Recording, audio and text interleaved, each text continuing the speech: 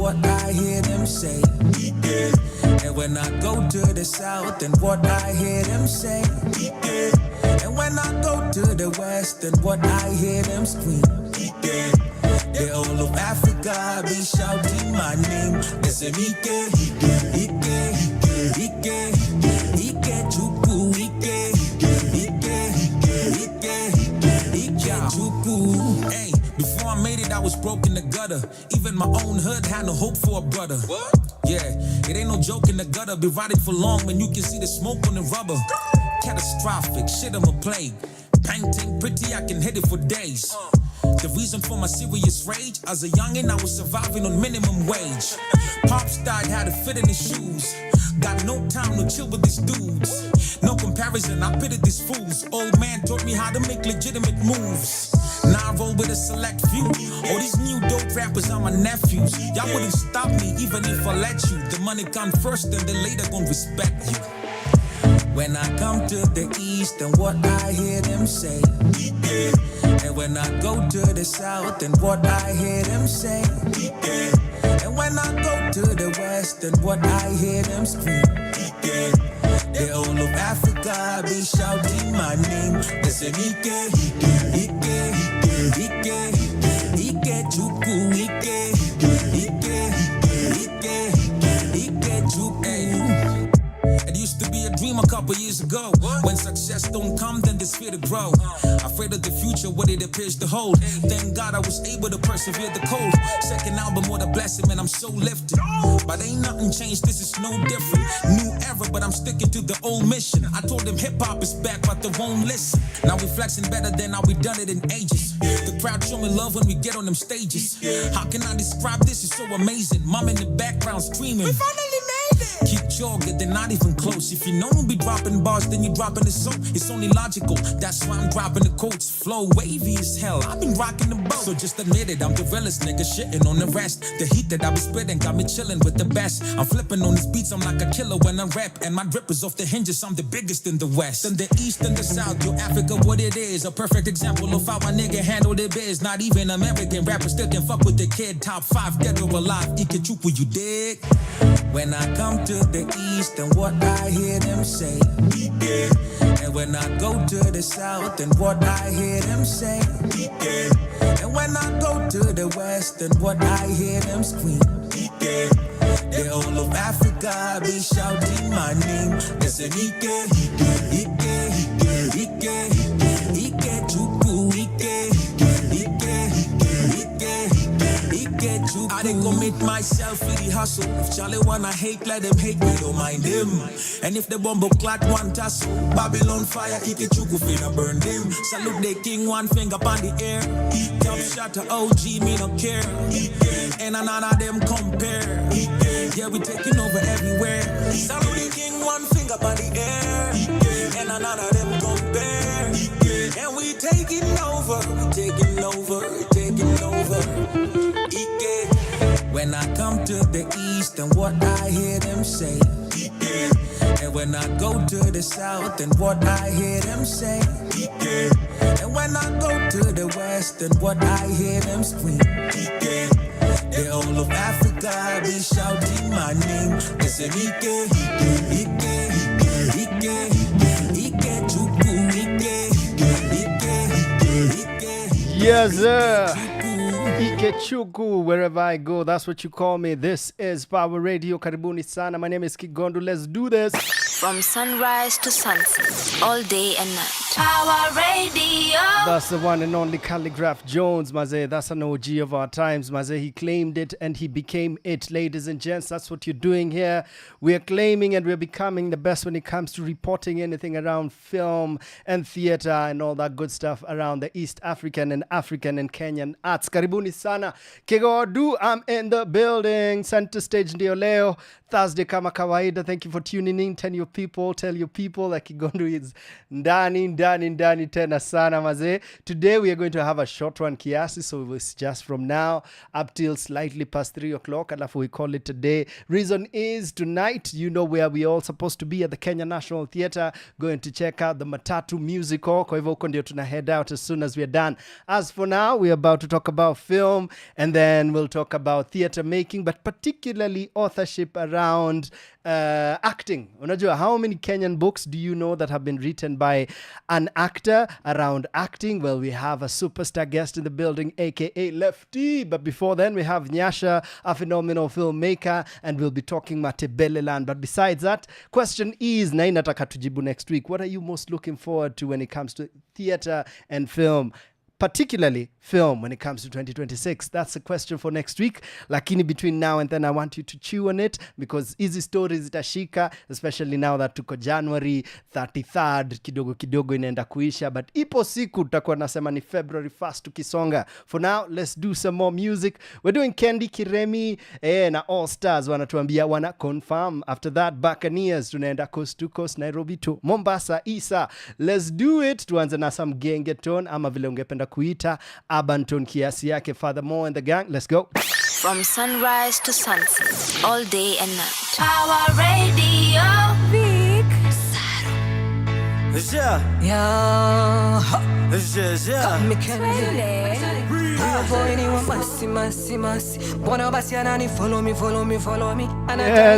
kind of big tune. You know we had to play it again, maze. This one of the best jams from the last year. Nana Freya sana kwa na Avril in the building. Let's go, ladies. Now, of course, Furthermore, big tuende kazi.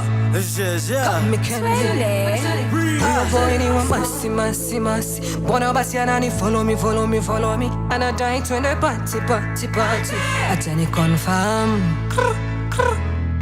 Nimebonga na masi na amesema ata hamdai sani kupati hakuna chakula usani kujidai na confirm kama na mado nisije nikapita na nikakuvunja roho squeeze mimi napita tana walalo na bado anapiga simu amekuu Kitu simple nimekam na hela, naweza kukufan kama hauna wera.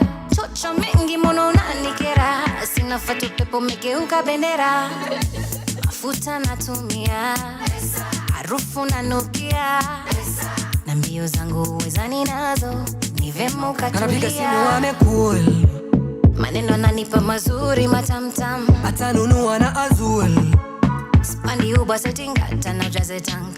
Achani confirm. Nina form kama 60 hivi, na ukinipea unaomoka kama 60 hivi. Confirm. Unanishuku nisha place nini, nitakuosha na mizinga ubaki wet nini. Achani confirm. Nina form kama 60 hivi, na ukinipea unaomoka kama 60 hivi. Confirm. Unanishuku nisha place nini, nitakuosha na mizinga ubaki wet nini.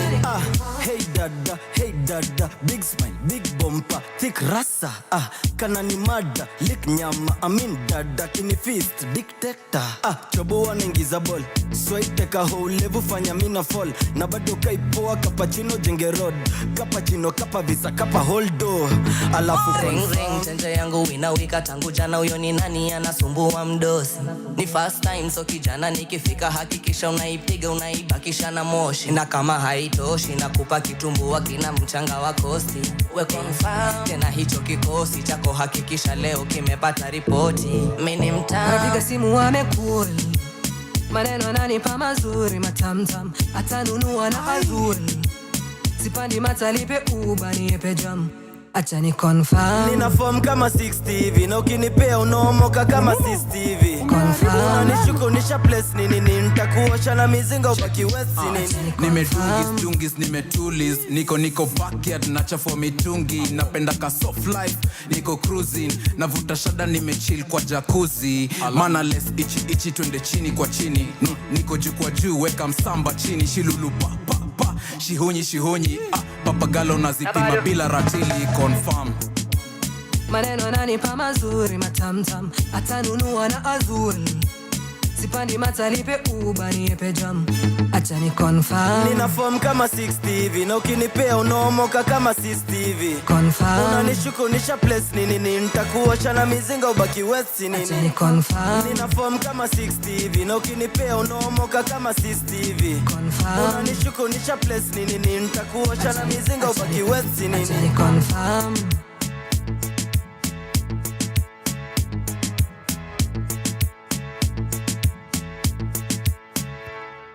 From sunrise to sunset, all day and night. Our radio. Acha ni confirm. From sunrise to sunset, all day and night. Our radio.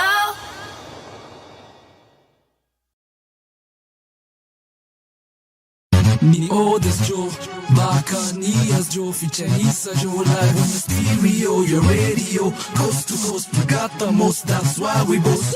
Coast to coast, Kisumu to Mombasa, kakilo tatu za Bombarani Sanasa, town to town, Nairobi to Namanga, fresh shamba kahari Namanga, coast to coast, Kisumu to Mombasa, kakilo tatu za Bombarani Sanasa, town to town, Nairobi to Namanga, fresh shamba kahari Namanga. Niliswesha shamba, wangapi wanataka, taka utapata, za vitu zinabamba, kama gomba na taska, chakula ni kitamu, ogopa niongeza ladha, lakini mbona wachuki, ijapo kwa unijui, lakini mbona niamini, beshe amini, vile tobaga Kiswahili, wawili, beshi kutoka makini, kawaida mbili, vile yastahili, tendelea kuroga yeye na mimi, inye wadhi waliochizi kama sisi, kutoka Kisumu tu Nairobi, Mombasa, twamalizia Malindi. Coast to coast, Kisumu to Mombasa, kakilo tatu za Bombarani Sanasa, town to town, Nairobi to Namanga, fresh shamba kahari Namanga.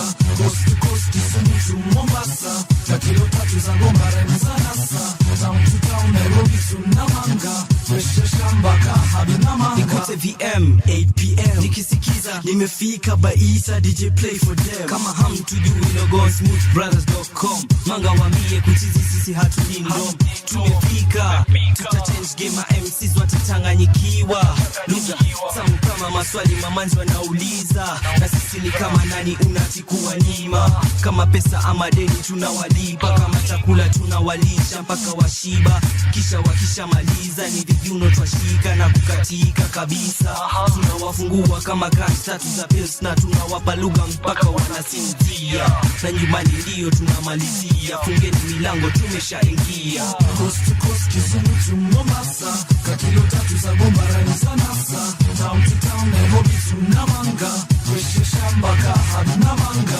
Coast to coast, Kisumu to Mombasa, kakilo tatu za Bombarani Sanasa, town to town, Nairobi to Namanga, fresh shamba kahari Namanga. Na wagonga asubuhi kisha na wagonga mchana, nawa gonga jioni kwa microphone ya milioni ni Isa, kumamae pewa mbili kwenye kichwa, nani yasema kuangusha hizi ni shida, nipe kalamu na kitabu nisibwage bila tabu, bila sababu kama mtoto mbaya nifundishe vigemu wadabu. Oya tavuna twaacha wengine wametuna, wafikiri mutani uliza manga na habibi kiswa, hili kwa wingi mamazi hawashibi. Ndugu wenzangu na wambia hizi lyrics nilianza tangu, mikono juu ya hewa bariki karamu, wapende wasipende sisi sote damu, kwa sababu kama ni pesa sote jaribu kupata, kama na mamazi tumewanasa, town to town, Nairobi to Namanga, coast to coast, Kisumu to Mombasa. Unaweza wauliza kafikiri twadanganya, vile mikono yetu imewatangatanga, watakwambia amina na tanya, vile kakilo tatu za giza Isa ya bamba, twabamba, vile kakilo tatu za bomba Pirates wabamba. Coast to coast, Kisumu to Mombasa, kakilo tatu za Bombarani Sanasa, town to town, Nairobi to Namanga, fresh shamba kahari Namanga. Coast to coast, Kisumu to Mombasa, kakilo tatu za Bombarani Sanasa, town to town, Nairobi to Namanga, fresh shamba kahari Namanga.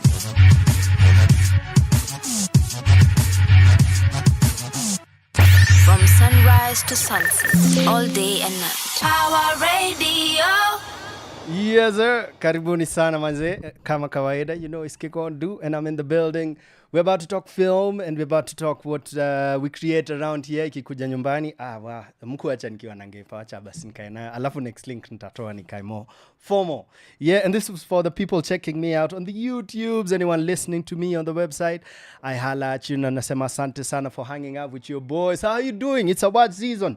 Especially between January and March, unajua what happens around the world when it comes to theater and TV and I guess gaming as well.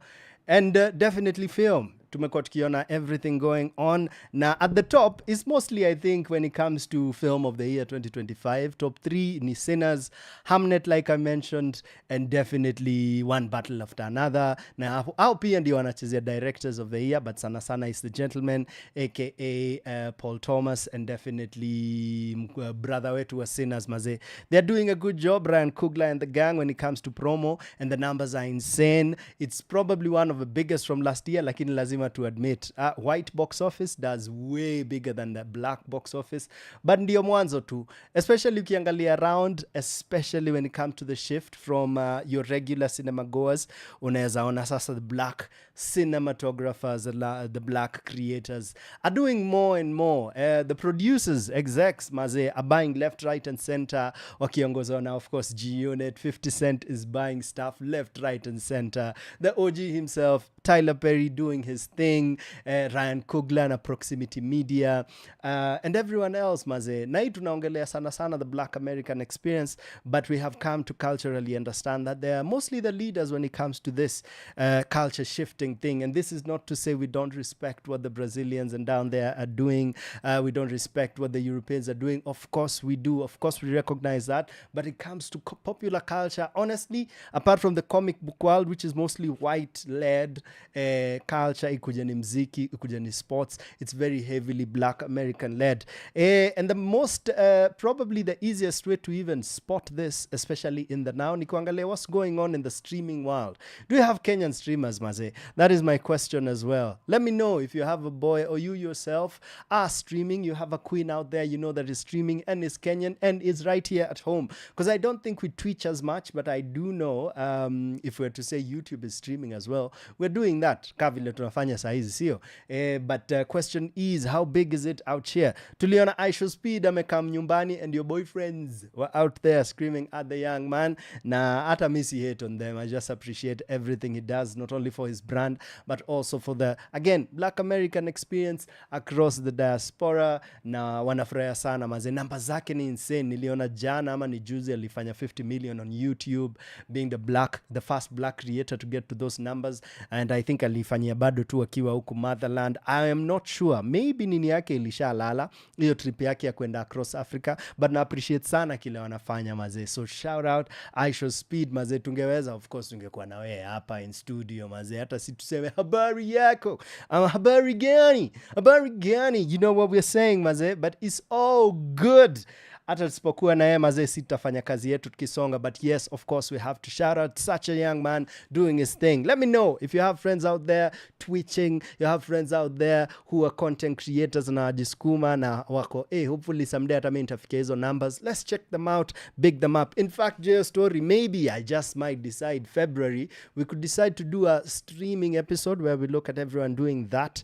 Na tunaweza spill into podcasting maze. So shout out pia anyone in that group of podcasters, myself included. I guess February tutafikiria. As for now, ilikuwa tu kuwa warm up, kuwakumbusha right here is where we keep you posted on the latest when it comes to the arts and entertainment. Mziki kem kama kawaida. We're going to the law school, to the old school. Umesikia Buccaneers. When was the last time you had Isa? Coast to coast, maze. Yo bit nzito bana. And this was years ago. So we are super proud to bring it back almost 20 years later. Na nasema ni freshi kama asali. Ladies and gents, a couple of songs and we sit down with a queen for the day. Sasa nataka tusikize. Tunarudi bado hip hop kiasi because hii mwaka tumeingia na nini? Tumeingia na goals. So tutasikiza Sam Nyashinsky. Hapo nimeenda Sham Nyashinsky. Ni vile nimesoma Nyashinsky. Speaking of Nyashinsky, our next guest. Sawa. Our next guest is called Nyasha and she's phenomenal. But anyway, tunasikiza Nyashinsky, some K-Force, Nakala Moto, Omanyala, lakini ni Omanyala mpya. This is brand new. In fact, I'll do 2 back-to-back brand news. Moja ni ya K-Force na ingine ni ya Saisa. Nijua amesema akona Abbas na utasikia Abbas akimbiga hapa akisema niju niko na Saisa hii. Ama vipi nikisikia jina kai unajua Flozz nice because wametoka mbale ngoma yenyewe inaitwa Kiki and we'll be out here to enjoy it. So enjoy this back-to-back bangers. Alafu we'll sit with Nyasha and talk about Matebele land. Let's go. From sunrise to sunset, all day and night. Our radio.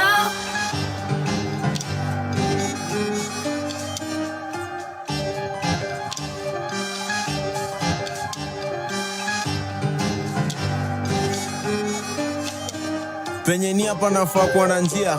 Hapa iko nia but manjia zimefungwa na curfew. Na by the time joy inatokea 2 billion imeshapotea. Watu wako hopeless. Bila IG tuko jobless. Mtoto ni mzazi atalea ama msanii ndo atambiwa lazima akasafishe content. 2022 hatutaki tricks na ugali wanabonya tunataka peace. Gang signs ama yolo na tukwapa east. Lunchtime after kikorona ka Japanese. Unaenda lap naenda biz. Mindset ni Sherlock. Success iko na keys. Femi kona pressure, fami kona needs. Kwenu kuna nyesha, kwetu kuna trees. Shit sani do or die. Irap ndo inafungwa milango, itafungwa za lambo. Iko so close neza yonja. Na hiyo test ni familia, kakuchonga nshaksho. Nina kismat miwa lie. Najichocha, jana jua size ile inanitosha. Nkopa na kungoja, nikapep ndo gocha. Mengia hii mwaka na goals. Squeezy sky kana dose. Mini sniper na flows. Mingi style na mapose. Nyini ma customer.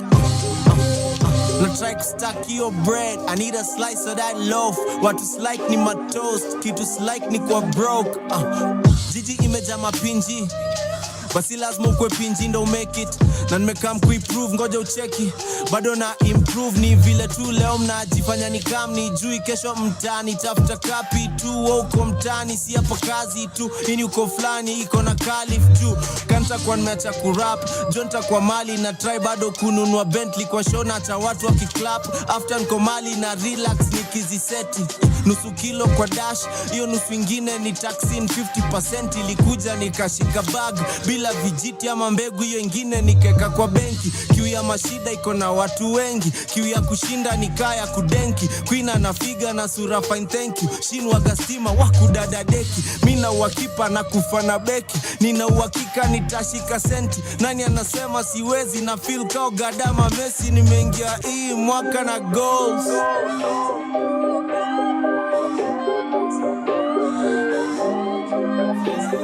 Yeah.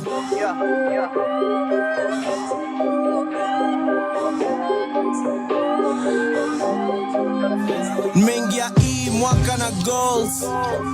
Squeezy sky kana dose. Mini sniper na flows. Mingi style na mapose. Nyini ma customer.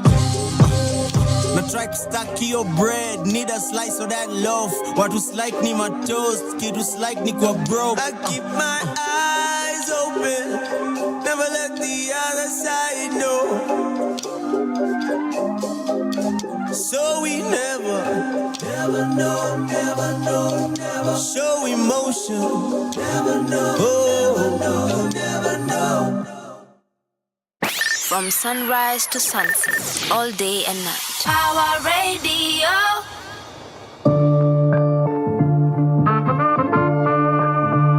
You already know. Sickest in the game. K-Force. This is brand new K-Force. Shout out number 9. Let's get it. Kala Moto kama Real hip hop is back. New. Let's get it, yo. Nite Omanyala, I'm running my town. Niko na watu wangu, they holding me down. I be with my bros, you ain't putting me down. Call it simplifying when I'm dumbing it down. Nite Omanyala, I'm running my town. Niko na watu wangu, they holding me down. I be with my bros, you ain't putting me down. Call it simplifying when I'm dumbing it down. Mwokozi wa rap nite Kristo. Ilianza kitambo na kina Kristo. Game 90 hustle isha kick off. Kosa pesa wone msupa wako akiwa pissed off. Me and my amigos gotta take off. Kani kiki mui switch off. Positive energy ndo tuna feed off. Wanafiki wakitrack kutusimamisha tuna speed off. Marapa wanajua watoto autisha. Grown men don't play games watakuaibisha. Wana skills wanabahatisha. Mtafutaji wakikisha kila mlango amebisha. Sit back and look back, all I see is the dark. I kick back and give back and expect nothing back. They know I pack the heat, so if they shoot, I shoot back. Buddha, if you shoot, I shoot back. Nite Omanyala, I'm running my town. Niko na watu wangu, they holding me down. I be with my bros, you ain't putting me down. Call it simplifying when I'm dumbing it down. Nite Omanyala, I'm running my town. Niko na watu wangu, they holding me down. I be with my bros, you ain't putting me down. Call it simplifying when I'm dumbing it down. Niko feature verse futa kabla kujuta na beat ya kunta. Sema kewe in the same caliber ila kali mkuta. Na siake flani na shuka na suka. Wezi kuchana mzuka tofauti na Kiswizi kiandika. Na majukumu kifamilia huku culture na ntegemea. Na kila rapper anayetoka kichoka uniegemea. Ama pila, I'm still the best seller. Kama fella, uskash my feelings, Dr. Rain, Rudisha Della.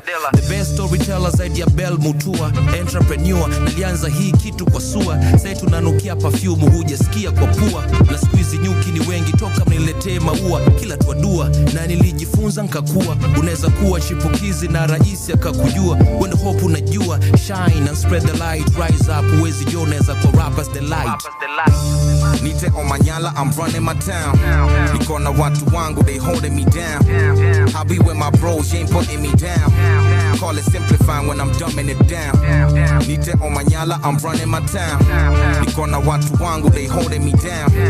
I be with my bros, you ain't putting me down. Call it simplifying when I'm dumbing it down.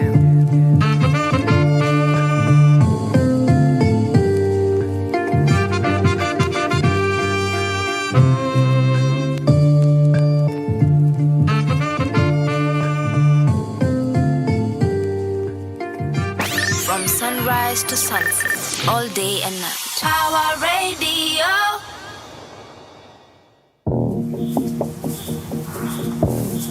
Yeah. Shorty from the hood, freaky. Yo, Addy, turn me up. It's a banger for real. Shorty from the hood, freaky. Another form kitty. Another stick, freaky. Another cloud kiki. Stay cloud chaser, Mimi. Mina de ganji fiti. See that cloud chaser, Mimi. Mina de ganji fiti. Uncle SpaceX fitting bastards. Spaceship picky fly, where's the NASA? Where's the come easy ends Nick Gaza? Ugly but the money made me handsome. In the city of dreams and scamming shit. Siasa motherland grabbing. Same place tuna scream for change. Kuma barabara but really shit ain't happening. Toka enzi za moi tumechoka. My youth man wanalala kwa mrota. Hakuna kazi mtani, so kazi mtani yosiwe wataka mkuichota. Which kind of offer? Some like that. Swing and cut like samurai jack. So fresh, it's good vibes, strictly dopeness. Like I'm sniffing that Bobby. Shorty from the hood, freaky. Another form kitty. Another stick, freaky. Another cloud kiki. Stay cloud chaser, Mimi. Mina de ganji fiti. See that cloud chaser, Mimi. Mina de ganji fiti. Doobies all day, niko busy. Jicho nyanya, niko sleepy. Sijadosi kumweksa dize. Niko nuts in the balls, sim. Powder, bitch slap, pimpin'. Check it, film in a roll, 60s. And a beef, blicky. I wasn't could believe, replace. You figure it out, kidneys. Ethiopian food, sigini. Okay, keep it short, piggy me's. Sai. Mosai, chicken. Mindo sesa, kinky, mina penda ganji, ching, junk food in check, chicken in, I'm so ill, Shorty from the hood, freaky. Another form kitty, Another stick, freaky. another cloud kiki. Stay cloud chaser, Mimi. Mina de ganji fiti, See that cloud chaser, Mimi. Mina de ganji fiti. One love sijakuja na makiki. Gang heavy tumekuja kama 50. Rap heavy kwenye suwa tuko filthy. Still tamu naongeza parachichi. Backstep ukinicheki niko missing. Deep stroke ndani maji niko swimming. Chiki winner on the daily siko simping. Bado vichwa zinazidi kama Pike Bruce Lee. Tumezoea mafight kuleta hizo left tunakuja na right. Tumekuja na mapanga na mashoka. Pen game inakuja na machoka. El Chapo tunakuja na makuka. Gotta get this money no broker. Gotta get these bitches will be freaky. 125 panacheza na machichi. Freaky, another form kitty, another stick freaky, another cloud kiki,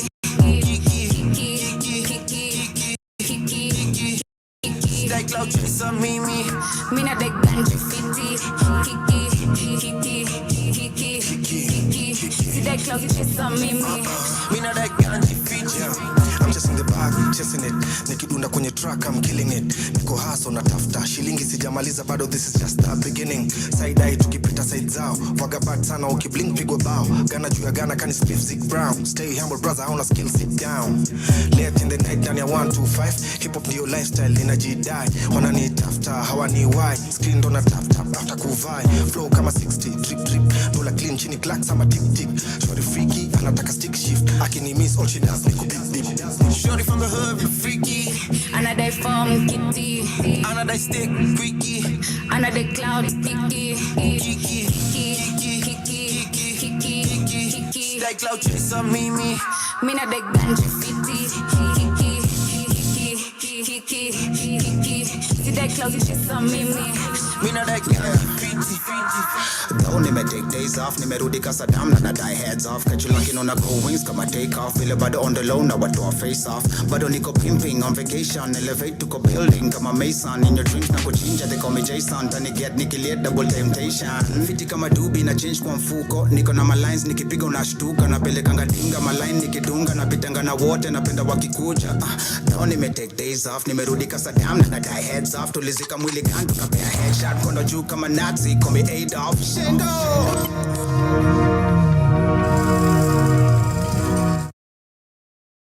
From sunrise to sunset, all day and night. Our radio.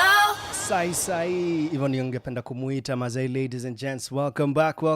Kigondu in the building. Check this out. On Thursdays, you know what we do. We put you on game when it comes to the best in film and theater and everything arts, especially around Kenya and of course Africa, East Africa. And this time round, we are doing you a good one. We give you the one and only Nyasha Kadandara. Did I get it right? Yes, I did, ladies and gents. Anytime. Good to have you here. You're that soft-spoken? No. Amma, this is like your radio. My radio voice, yes, is very different from my personal voice. Because you were vibing for a minute, then. No, I'll bring it back up. Okay, welcome. Nice. In case you're wondering who Nyasha is, well, I'll let you know. Nyasha is an award-winning Pan-African director and cinematographer who tells stories that traverse the continent and reflect alternative voices. She's always looking to experiment with new forms of storytelling, including virtual reality, podcasting, fiction, and non-fiction. Her work has been showcased at numerous festivals. Akianani, if I start here, Maze, we'll start screaming out for her. Well, she is currently developing her first fiction feature. I'm excited about this. You call it Come Sunrise, We Shall Rule. This is a follow-up to her independent documentary, Matebeleland, which we're about to talk about. Well, both films are set in her native country, Zimbabwe. Ladies and gents, once again, we give you Nyasha. Let's go. Good to have you with us. Good afternoon. Thank you. Good afternoon. Yeah, let me ask. So, had you not been here this afternoon, what would you have been up to? Oh, I'm trying to write a new script. Okay. So, script writing, but I probably would have been fading by this time. Thinking about dinner, thinking about like what do I need to cook, or maybe planning to go for a run. Yeah. Okay, that's quite well balanced, the thinking of work and running. So is this you? Because just talking to you for a bit, I'm like, first thing I said was OCD much, It's, you know what it is? It's also like, I guess as a freelancer. Yeah. this time, we call it feast or famine, and this time January is like a weird time because it's usually quiet. And even though it happens every year it feels like it's for the first time, and you're like, yo, when is this famine going to end? Tell me about it. So part of it, you're like trying to keep yourself occupied. So you're like, what are the things I can do? I can get back into shape. I can cook food in my house because I'm not on a shoot. Let me start working on some new project. Yeah. So you're trying to be constructive about the downtime. Otherwise, you're just like, can I really watch series all day? Good question. Wow. You're thinking about people judging you. I think so. I think my mother would just be like, at this time, Nyasha. You tell her it's research for work. I tell myself that too. But there's still the guilt. Yes, I'll be like, inspiration. Yeah. What do you watch as? What is your guilty pleasure actually? When you allow yourself to actually catch stuff. I have so many. Okay, my guilty pleasures is I love like procedural shows. Okay. So medical, legal, police shows. Okay. I can watch just the whole day of people trying to solve a crime. I don't know why. Okay. So I watch all the Law and Orders. That's not too bad. It still feels constructive. Had you said housewives or of something, yeah, no, that's not my beat. Exactly. Now that's a literal that's guilty really pleasure. Not my beat, no. Because But like maybe those dating shows, Love Island, once in a while. Yeah, what's the Love is Blind? Love is Blind. Yeah, I'm also in that WhatsApp group. Okay, I get it because yeah. I did a lot of that during COVID. Yeah. We kind of had to.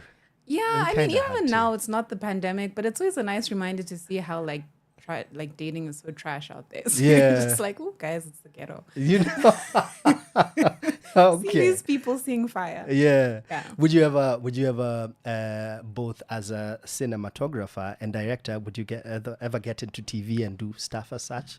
Honestly, I've thought about it because I am curious to see the working. We know that reality is constructed to a certain extent, so I'm curious to see just how much of it. And sometimes I just watch them where you can see like another camera following a couple and they're like having a fight, and I'm like, I love that kind of tension. I will go and you would people. Yes. Oh, look at that. So you're not a purist. No, okay. I mean, paying and rent is fine. nice. Hey?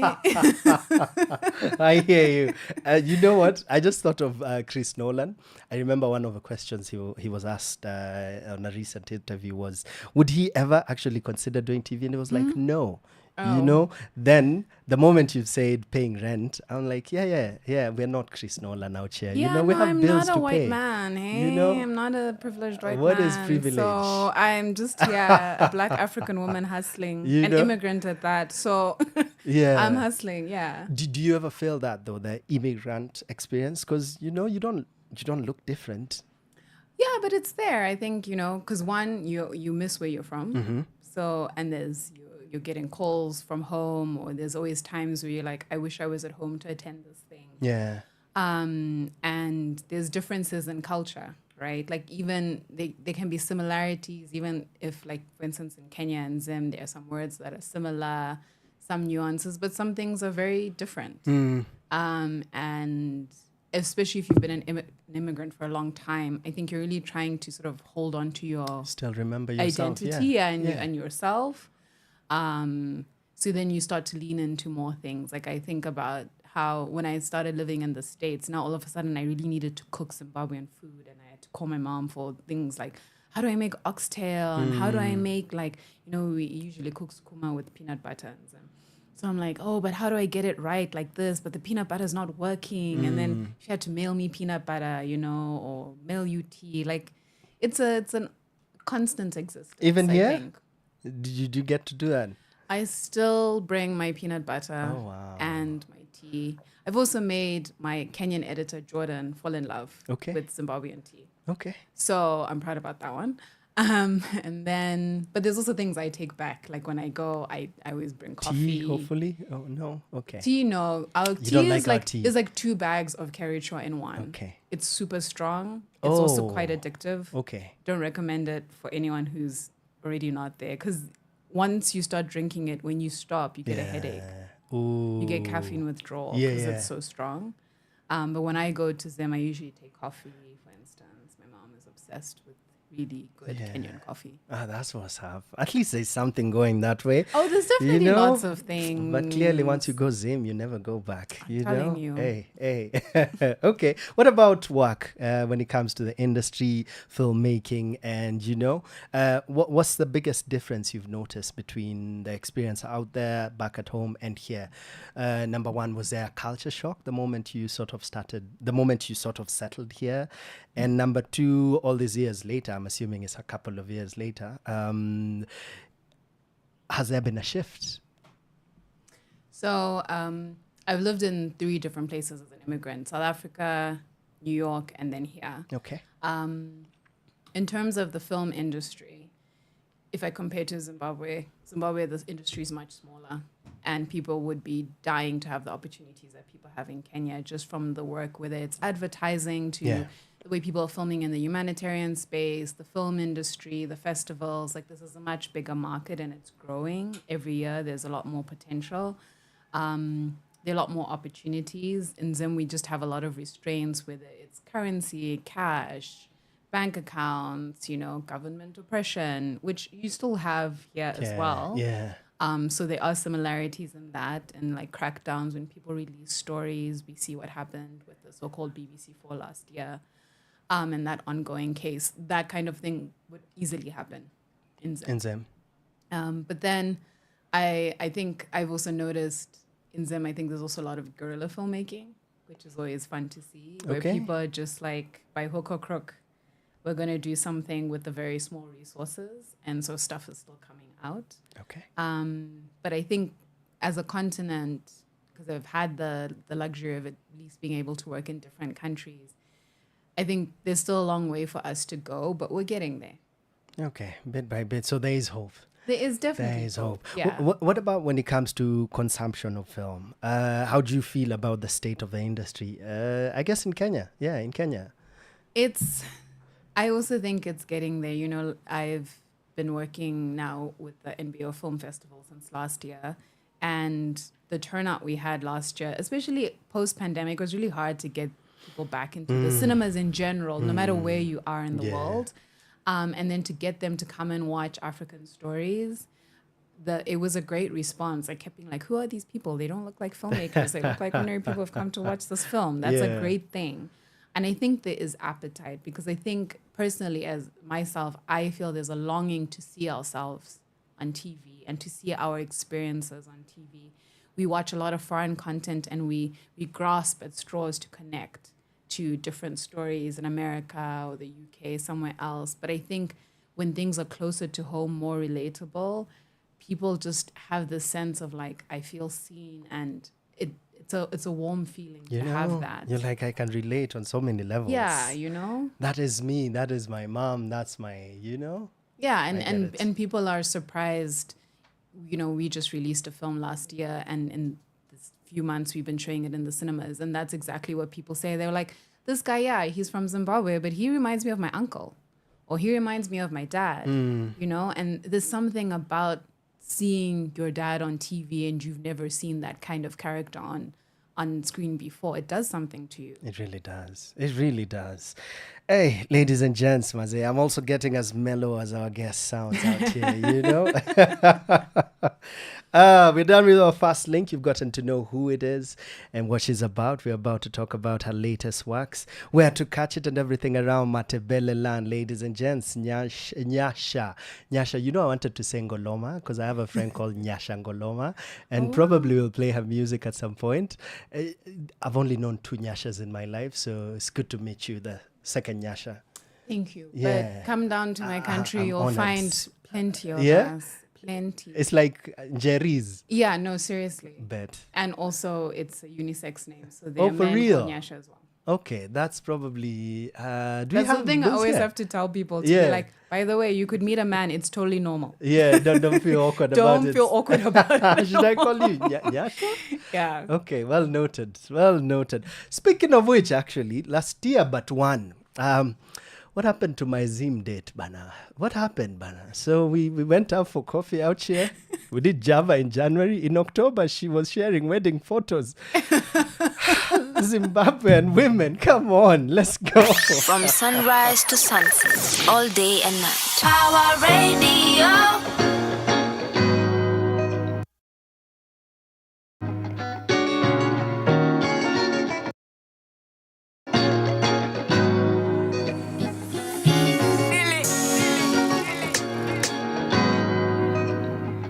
Ya dunia ni mengi,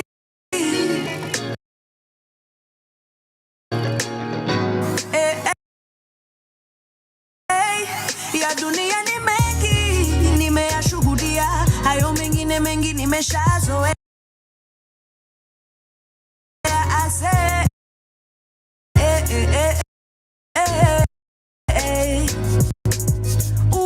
na wamesema mengi mengi wameongea, mimi sijali, mimi bado napepea. I say yeah, I don't want nobody thinking that I'm here to make a fuss. I'm here to make good music, here to make it last, here to make my people know we'll be okay. Hey, I don't want nobody thinking that I'm here to make a fuss. I'm here to make good music, here to make it last, here to make my people know we'll be okay. Watu wangu nimebobea, itabidi wamezoea. Nina fly so high, nina feeling need to touch the sky. Watu wangu ninabobea, itabidi wamezoea. Nina fly so high, nina feeling need to touch the sky. Nimewashinda wengi walotokea, vita vya kila siku nimeshazoea. I say wasemaji ni wengi, watendaji wakosa, ndivyo hali ya dunia tushazoea. I say yeah. Come on, and I don't want nobody thinking that I'm here to make a fuss. I'm here to make music, I'm here to make it last, here to make the people know we okay. And I don't want nobody thinking that I'm here to make a fuss. I'm here to make music, I'm here to make it last, here to make the people know we okay. Watu wangu nimebobea, itabidi wamezoea. Nina fly so high, nina feeling need to touch the sky. Watu wangu ninabobea, itabidi wamezoea. Nina fly so high, it's feeling need to touch the sky. I don't want nobody thinking that I'm here to make a fuss. I'm here to make good music, here to make it last, here to make my people know we'll be okay.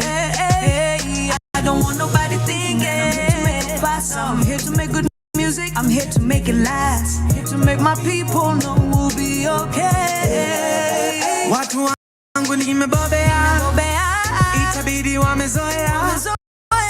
Nina fly so high, nina feeling need to touch the sky. Watu wangu ninabobea, itabidi wamezoea. Nina fly so high, it's a feeling need to touch the sky. Mtasema mchana, usiku 444.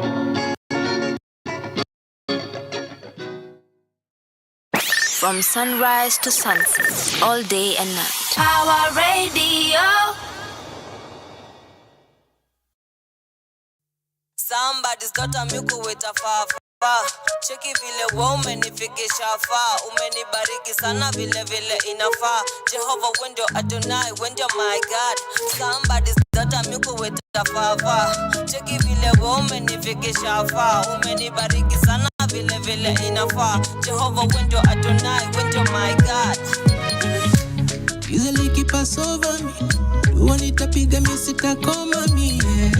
Najua uko bado nami. Wewe ndiye mwenye nyaga Adonai. Easily keep us over me. Dua nitapiga mimi sitakoma mimi. Najua uko bado nami. Wewe ndiye mwenye nyaga Adonai.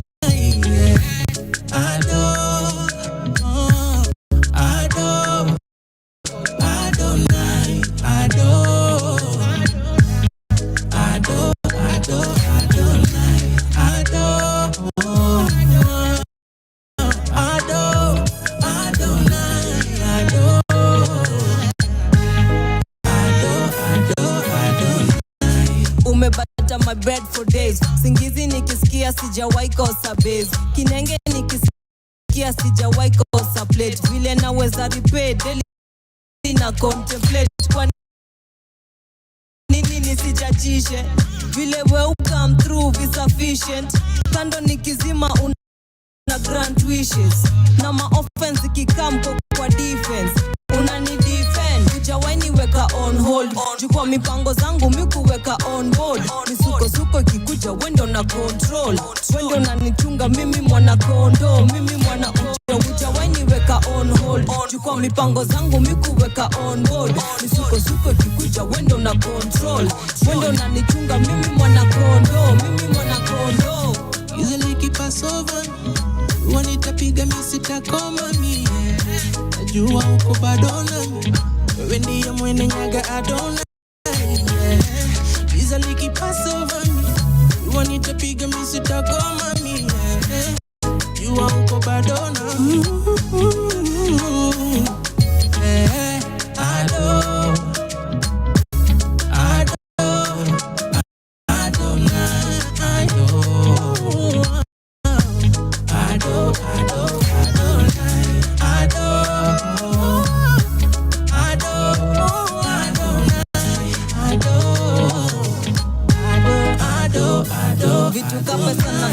Zifanye mimi niku ignore. Tangu ni form umenitolea form. Nikirudisha mkono we bado ndo na ni give more. Nikiwa low we bado ndo na ni give up. Unanichaja na nguvu zingine ajabu.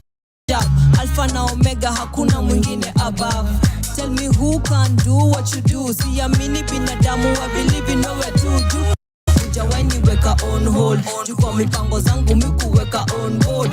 Misuko ikikuja wendo na control. Wendo na nichunga mimi mwana kondo. Ujawaini weka on hold. Jukwa mipango zangu mikuweka on board. Misuko ikikuja wendo na control. Wendo na nichunga mimi mwana kondo. Mimi mwana kondo. Mikuweta fafa. Cheki vile we umenifikisha faa. Umenibariki sana vile inafaa. Jehova wendo Adonai, wendo my God. Somebody's got a miko with a fafa. Cheki vile we umenifikisha faa. Umenibariki sana vile inafaa. Jehova wendo Adonai, wendo my God.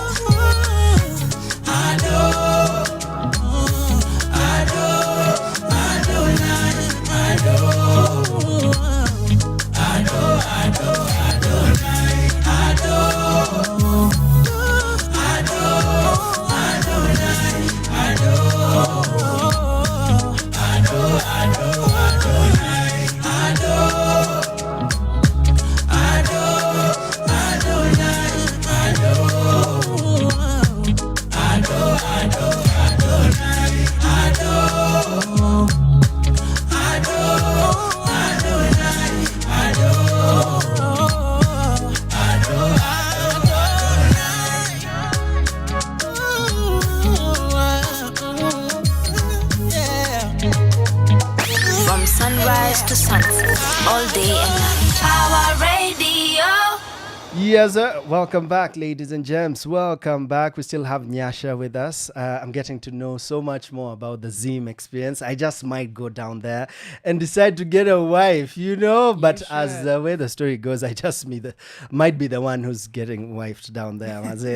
Those women are gangster, bana. But anyway, ladies and gents, we are here to talk about Matebeleland, which I know is showing at the Unseen Cinema. This is Fikiria tu Yaya, go opposite Yaya.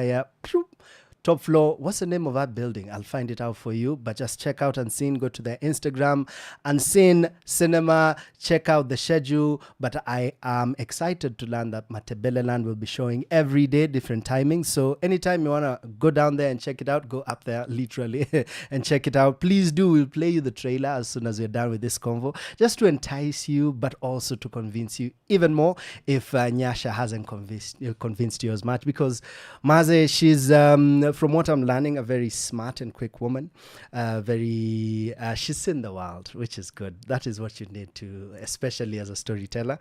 And I'm curious how she came about this story and what it is about. So tell us a bit about the finding of a story. At what point you went, you know what?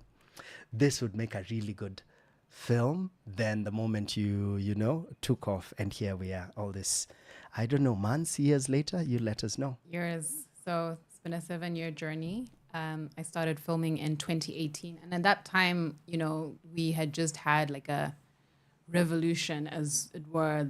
Mugabe was no longer a president for the first time. People were trying to do different things. For our character, he had a deep sense of obligation to rebury his father in the right place. He kept feeling that everything in his life was not working. His relationship with his girlfriend, who really just wants him to marry her, his relationship with his many kids, his work troubles. He's like, nothing is working. And the reason why is because my ancestors are not placed in the right place and I need to rebury them. And so I met Chris in 2018, where all of us Simbos were hopeful and trying new things. And I think in the beginning, it was actually supposed to be quite a small story, like let's say an 8-minute video piece. And then I didn't manage to sell the film that year as a part of a bigger project. When I met my producer, Sam Soko, in 2019, he asked me to see the footage that I had. I had just come back from Zim and I was feeling very guilty about not having done anything with the footage I had. And he watched it and he was like, this guy kind of reminds me of my dad. I think, you know, you should continue to follow him. And then when I went to see him in Botswana, where he was working as an immigrant, which is something we connected over to people who haven't been in Zim for a long time, I met his girlfriend, Dumi. And if you watch the film, she's everybody's favorite character. She is really lovable, really warm. How she comes across as the film as an infectious person is how she is in person. And then it really became a story about this man's life, a portrait of this 60-year-old African truck driver man and his relationships with different people.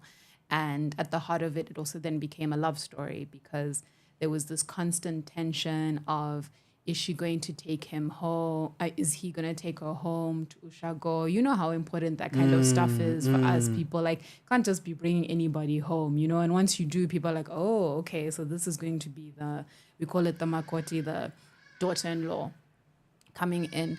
So then it felt like it now was more of a love story along with a story about grief and a story about longing for home as a migrant. Ooh, Maze, it has a lot of heart, you know, just from the way you're telling of it. I'm like, oh man, I'm in again. And we've just spoken about your next film. And the more I listen to you, I'm like, you have a knack for story. You clearly do, you know, and as much as Sam was involved in some way to just nudge you forward, you clearly have a nudge for story, and I'm excited for that. Let's talk about the process of now cutting it. You know, because I'm sure you've got footage for hours, you know, for days. I recently learned, because I could never know how many hours, but according to our editor, Jordan Inan, who did a great job, we had about 150 to 200 hours, which is actually not that bad. Okay. So it's pretty impressive. It's surprising for people. But, you know, we worked as a team with Sam and Jordan and edited, and the editing took from late 2023 till we finally were delivering the film the beginning of last year. Like, if you had seen me this time last year. Yeah, zombie mode. It was crazy. I bet. And what do you realize is a priority when you're cutting it down? I think that's a full question by itself. What do you realize? What do you discover is a priority as you're cutting down? I mean, I think you discover the story a lot of times. Once Jordan had started to start looking at the footage, it informed some of the last shoot that I did with the characters. And we started to really be like, okay, this is a portrait film. This film is about Chris and Dumi. How do we enrich that? And then it then was helpful to then cut away all the other things that were confusing or distracting or taking away from people having that experience of this couple. Yeah. I'm curious how you felt the first time you watched it with an audience, because my next question will be where we catch it. But I'm sure you've seen people watch it. You know, was there anything surprising? Like, were there moments where the reaction was like, oh, that? There are definitely moments where people would laugh, which to us, because we've seen the footage so many times, we're just like, whatever. And depending on where the audiences are, like in Kenya, when we showed it at NBO Fest, I felt like people were animated throughout the entire thing, whether it was like, or like, oh, or oh my gosh, or how many? And people would laugh, and then people would cry at the end. And then it was like an emotional roller coaster that you're not quite ready for. And it's been nice to see there are certain things that are consistent throughout the cinemas, whether we've shown it in the States or in Denmark or in Kenya or South Africa, from like people always react here. Yeah. And it's nice to have that level of community, I think, in cinema watching. Yeah, yeah. You know, it's like a bunch of people who've never met before. And here we are just all experiencing these moments in probably the same way. That's what I like about cinemas the most, actually. I think, in the pandemic, we all went into our houses and we watched stuff by yourself, and you experience things so differently compared to when you're in a cinema with a lot of people. There's a community in watching a film, and you all feeling that sad moment and even allowing yourselves to shed a tear. And then you laugh so much more when something is funny because you're riffing off everybody else's energy. Exactly, Maze. I love it. I pray you keep making more cinema out here, more films from you, please. We're excited. Thank you. We've had a side chat about your next one. I don't know, you want to plug that in for a bit? Yes. Well, can I plug two? Please, go for it. I'll be quick. The more the merrier. So we have another documentary that's coming out, same team basically, called The Copper Queens, that looks at the Zambian women's football team that qualified to the Women's World Cup for the first time in 2023. Yeah, because the team name is the Copper Queens. Yeah, they're like called the Copper Harambee Queens. Starlets. Yeah, but theirs is unique because they're not renamed after the men's team, which is Yeah. what tends to happen with women's teams. They're just the Copper Queens. There are no Copper Kings in Zambia. They're called Chipolo Polo. And it's a story to play what is arguably one of the greatest sports, global stage, with not as many resources as an African team, and all the challenges that players from the continent have to deal with, whether it's money versus like a societal obligation toward football. I saw the drama in AFCON this last week, and tournaments. What it for the females to rise, particularly in countries where the women teams are doing better than the men's. Look at that. Okay, what about the second And then one? the second one is Come Sunrise, We Shall Rule, which is a fiction film and is based in Zimbabwe in 1975. And it's about a young girl called Ruth who wants for her country's independence. And the moment she becomes an informant, starts to realize that the African patriot is a bigger force than the colonial system that she lives in. So you can see similar themes. Yes, definitely. Very, very female-led, which is good.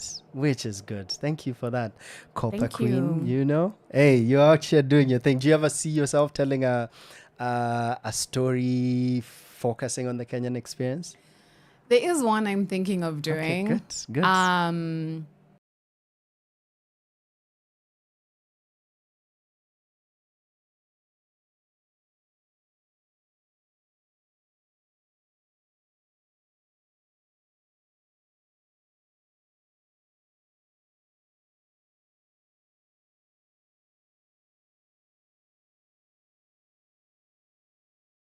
Yeah, based hope off you some do. experiences that I've had. I hope a not few, negative actually. experiences, But no, anyway, like it's good comical. Oh, okay. Like, I think comical and I think relatable, where I think a lot of people will be like, yes, we know this. Good. I hope it Yes. happens. Thank you. Maze. Okay, and then the last question from my end would be where can we catch the film, and when as well? I know I brought this up, I'll bring it up again, but it's always best to hear it from the source. So for the rest of January, you can catch it at Unseen. The screening times are between 5 p.m., 7 p.m., and 9 p.m. And after that, we're going to be in Prestige, which is on Gong Road. So the two cinemas are quite close to each other, and similar screening times that people can watch it for the next 2 weeks. So you still got about 3 weeks to catch the film. Yeah, thank you very much for that. These are two of my favorite places to watch movies in, So, shout out Ngong Road and everyone out there, wherever you are in Nairobi. Please go catch it in Kenya. Please come catch it. Come support our Copper Queen, if I may say so. She's really clearly very eloquent when it comes to speaking about cinema and filmmaking, and we celebrate that. So, thank you very much, Nyasha. Thank you very, very much. Thank you. We celebrate you right here on Power Radio on Center Stage. And yes, we'll keep plugging, but most of all, we'll come and watch. Personally, I'll be there. Probably bring a date who's, I don't know, not Zimbabwean. It's definitely a date night movie. You'll have so much to talk about. Oh, you bet? I Okay, bet. good. Hey, yeah, a lot of love sprinkling in there. This is Matabeleland, so Valentine's. Yes, we're approaching the month of love. Tafadhali. We're going to watch this. If you're out there and you're my date and you're not from Zimbabwe, holla at your boy. Let's go. From sunrise to sunset, all day and night. Power Radio.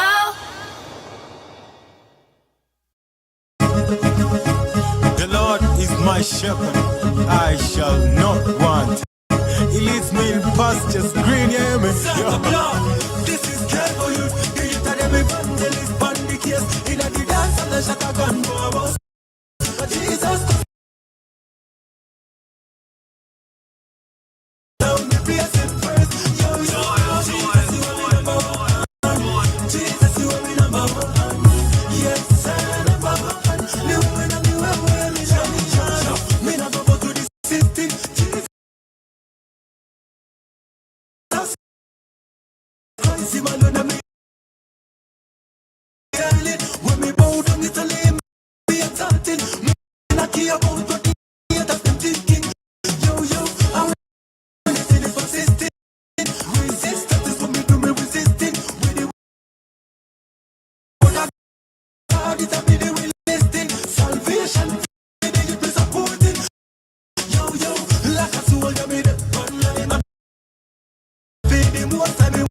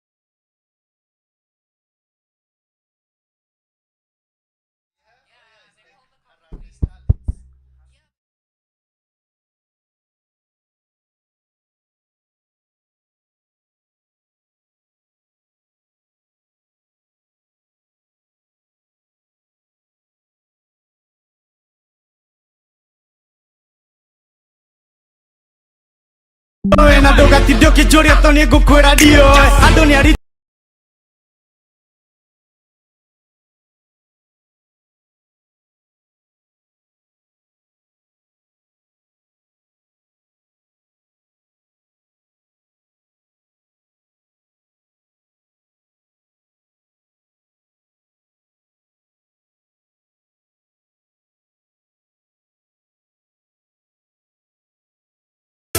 kila kitu sasa iko highway bila Yesu. Jesus 3000 music. Yes, sounds of Karina.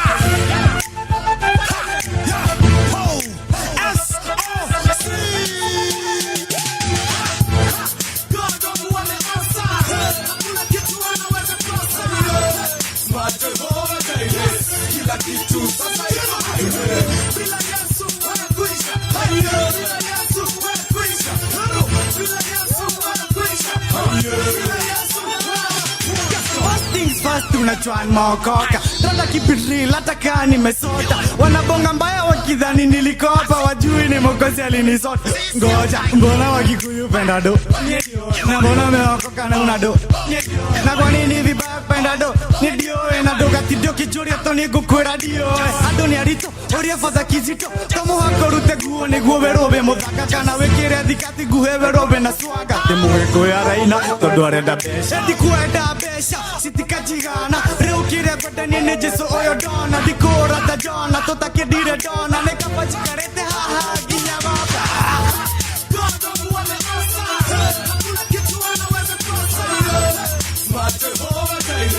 kila kitu sasa iko highway bila Yesu kuisha bila Yesu kuisha bila Yesu kuisha bila Yesu. Walisema hoya yoyo we kuisha wakati kisa kichwa kusikitika lakini wewe huya yoyo kwa dirisha furaha haiwezi kuisha ni kukatika baraka nyingi ka nyimbo kwa memory gas Psalms 91 verse 2 ndo memory verse uko clean hautaki ma controversy mimi nataka kupikiwa airport secondary bus money or no money muro lingi na Mungu na niko je Mungu ni nani mwenye aliumba nchi na mbingu na ni sababu suluhisho na maana dhambi zetu zilioshwa just I'm feeling cool and easy kama monkey iki cool and easy I'm like whose report will you believe cause I will believe the report of the Lord God don't want to answer hakuna kitu anaweza kosa smart Jehovah Jireh kila kitu sasa iko highway bila Yesu kuisha bila Yesu kuisha bila Yesu kuisha bila Yesu. Judge me not Bamakaba cause pia wenye wako chini wa urikaba watabonga sana juu ya story zako lakini the best thing ni yule vako watadai umeokoka na yetu mesota so in conclusion godoko ni mchina ukiosa sana bado mtakosana hadi nani siku hizi anaringa sana boss hey tigana na do wacha waone Kenya amedu hey my Jehovah Jireh kila kitu sasa iko highway bila Yesu boss utoboy ni ukweli siku enjoy cheki mashida zimekuwa cha hoi boy bro bila Yesu we kuisha God don't want to answer hakuna kitu anaweza kosa smart Jehovah Jireh kila kitu sasa iko highway bila Yesu kuisha bila Yesu kuisha bila Yesu kuisha bila Yesu. From sunrise to sunset, all day and night. Our radio. My number is 0727 332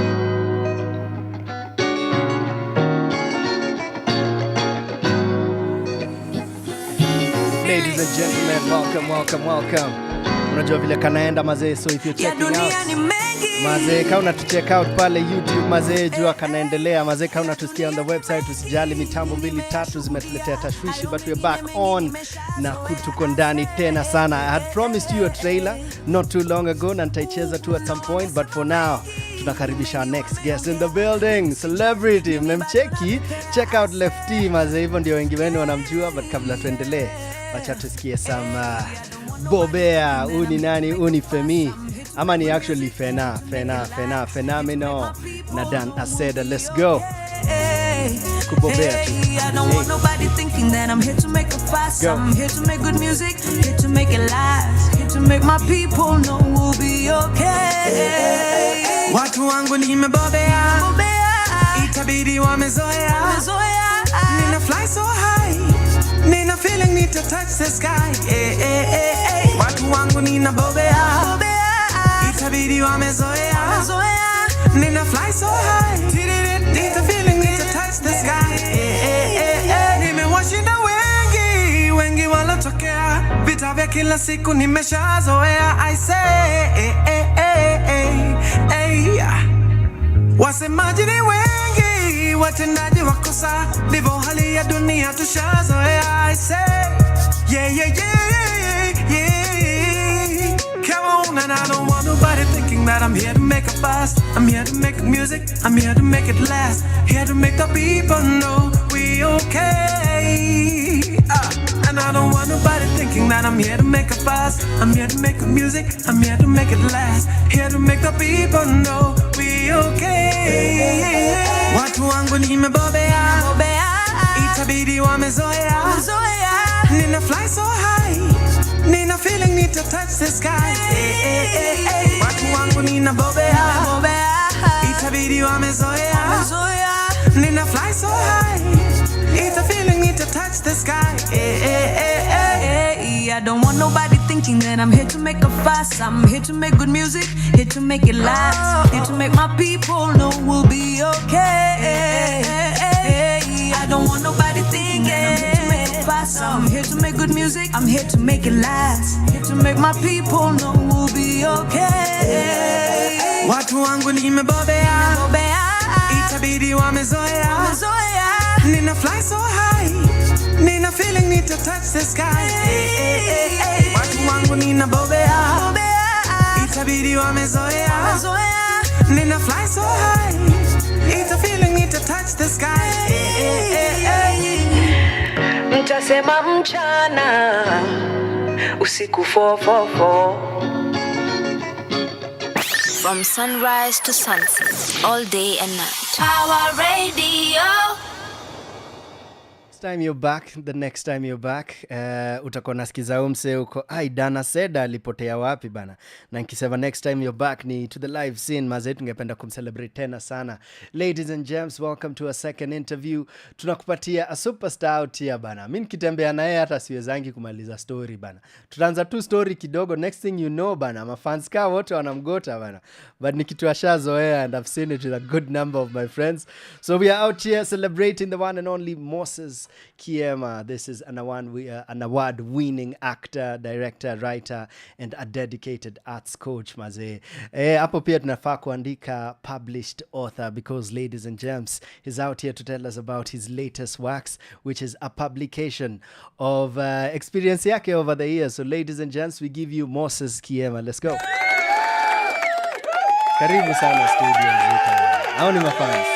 Nasikia. Wako lively. Wamechangamka baya. Yes. Uko aje maze? Mimi sina ubaya. Nayo karibu sana studio. Asante man. Bana, it's about time we had you on something. It's our time. Maze. Yeah, who else? You know? Who else? Wacha tufanye kitu bro. Unajua, the first time I met you, ulikuwa unajiita the most handsome comic in Africa. Yeah. Bro, uko wapi umeenda wewe? No. Stop. Cut. Tusiende huko. Bro, you know, hizo enzi bana, we used to do everything to stand out. Yeah. Anywhere. Yeah. You know, so niko sure hata I know what you're talking about. Yeah. Na niko sure hata ikuisha wiki nilikuwa nimechange jina mara kama 5. Kuna time ulikuwa unaona stand up comedy utaweza. Bro, yeah. You remember the days? I remember dude. Lakini sasa naweza sema ni grace, because you try, you know, your luck in the stand-up area, bro, inakataa. But sasa, naye saja anafungwa hii pande ingine, bro, unaenda una apply the same thing, alafu inawaka huko. Inakubali mzee. No, mazee, but after hiyo, like a few years later, I'm checking all of our screens, Nico. I'm super proud of you, because mazee, you stuck at it, mazee, na ilijipa, bana. At what point did you realize the career path you may take, at least in give fruits? You see, when I was doing my comedy, ilikuwa bado niko bado naenda najaribu TV, narudi comedy, so na TV, because too. nilikuwa najaribu, ilikuwa ni kama a second stream of my hustle. Okay. Ni vile sasa hakuna yenye ilikuwa inajipa. Ushaona biashara hazijipi, but uko na mbili ama tatu. So naweza sema ni opportunity ya acting ndo ilikuja ikablow fast, and ikabidi sasa whatever all the materials that I had in my book, in my jokes book, I had to make sure, bro, I was mad. I had to make sure I apply them. So mimi kila ukinipea show yako lazima ni adlib niweke one of my lines. Uzuri ziutokea vizuri. And nashukuru mafans nao wanakubali. Yes sir. Yeah. Hapo sawa manze. Yes, sir. That's such a story bana. Hapo hivi manze ukikam podcast, your story tunaingia mbaya. Tunaanza the beginning. Kule. Tunaanza the beginning. Hapo sawa manze. So you've done a good number of shows over the years. Yes. And the most recent ambayo ilikuwa, I think ilikuwa Kina, ndio ili take off. Was it Kina? What was it? Kina is ndo ilini blow. Yeah. But after Kina we had Kware. Yeah, so hiyo ndo moja tulikimbizana hapo. Umesema hivyo hata mimi nikakumbuka. Actually we are scene partners manze. Yeah. Lakini sasa unajua now kitu ilikuwa inanibamba ni in real life we are not like that, you know. And then they give you a character which is almost Humatu is, you know, a good guy, straightforward. Alafu sasa, not being a bad person, wanakuja wananiambia sasa wewe you counter whatever Matu is, you know. Bro, ilikuwa hell. You remember tukiwa set ilikuwa inafika mahali mpaka tunaangalia na hivi zile bro, lakini wewe kumbe unaweza kuwa mtiaji, you know. That's such a good story, maze. Check this out, maze. Kama unatusikiza, enda ucheck out your is it on iko Maisha Magic? Iko Maisha Magic Plus. Yes, Maisha Magic Plus. Yes. Go check out Kware. I'm telling you, maze, we play two detectives na mmoja yetu ni mtiaji. I can say it's not me. Mwingine amejiongelelea. And it's a fantastic story. Everything else, unajua pati ya actors, si tunadu pati yetu. Then una realize job yetu ni humbling because final cut si wewe. Unajua directing si wewe. Exactly. So you can only do so much and hope the eventual product ni poa. So tuna hope sana wase wataipenda maze. Ni noma. The feedback is good. So far so good. Yeah, so far so good. Tweet hiyo season 2. But najua iko wase mabunde walikula. Wacha tuone ama. No, hatuendi mahali. You remember I negotiated with the director nikamwambia if you're shooting me, don't shoot me around here. Don't shoot my head. Shoot tumbo ama miguu. And they agreed. At least unaona nilianguka nilishikilia tumbo hapa. You don't have to die from a single shot on your belly, man. You know, experience life. Mimi narudi. Kazi ende, bro. Season 2 bana. Season 2 bana. Nayo bana. Yes, sir. So I'm curious, in all these parts that you're taking, tuseme from sasa tuanze hata enzi za theater, tuende za stand up, tuende sasa to your recent like TV. We've even seen you on films. Tumekucheki hii comedy ya juzi ya kina Nyokafi. What's the name? The Nini Africans. Sketchy Africans. Yes. Sketchy Africans, maze. Yes. Where are you referring to ikikamni acting? Ama all this is just from the experience? Are you doing a bit of research on this? Because when it comes to documenting that journey, si watu wengi wameifanya. So wewe ka a young actor, then to a more experienced actor, are you doing workshops? Where are you going to get these learnings? I remember when sisi tukianzia zile enzi unakumbuka there was nothing like, you know, classes where one could go and get that, you know, you relied solely on your experience. So kitu naweza sema mimi ni experience yangu from observations, from watching, and a lot of things that I see. Hata tukitembea na wewe mtaa naweza ona tu a character nasema that's a good one. Huyo tunamsave for some audition somewhere ama for some character. So I refer from my character banks that I have kept, you know, kutoka enzi za theater. You remember theater, you could be cast for At you remember theater. Who am I asking? Unapata in one play, you could be playing so many characters. Alafu, the vile zinakuanga amplified, you know, there's no room for, you know, ma repetition. So you have to be good in so many characters at once. So all those, I kept them within me. You know? So ikifika ni time ya kushow hii, so you go, you get it. Una publish hapo. Naambianga watu Lefty, the role I played in Kina, I was playing a guy we grew up with.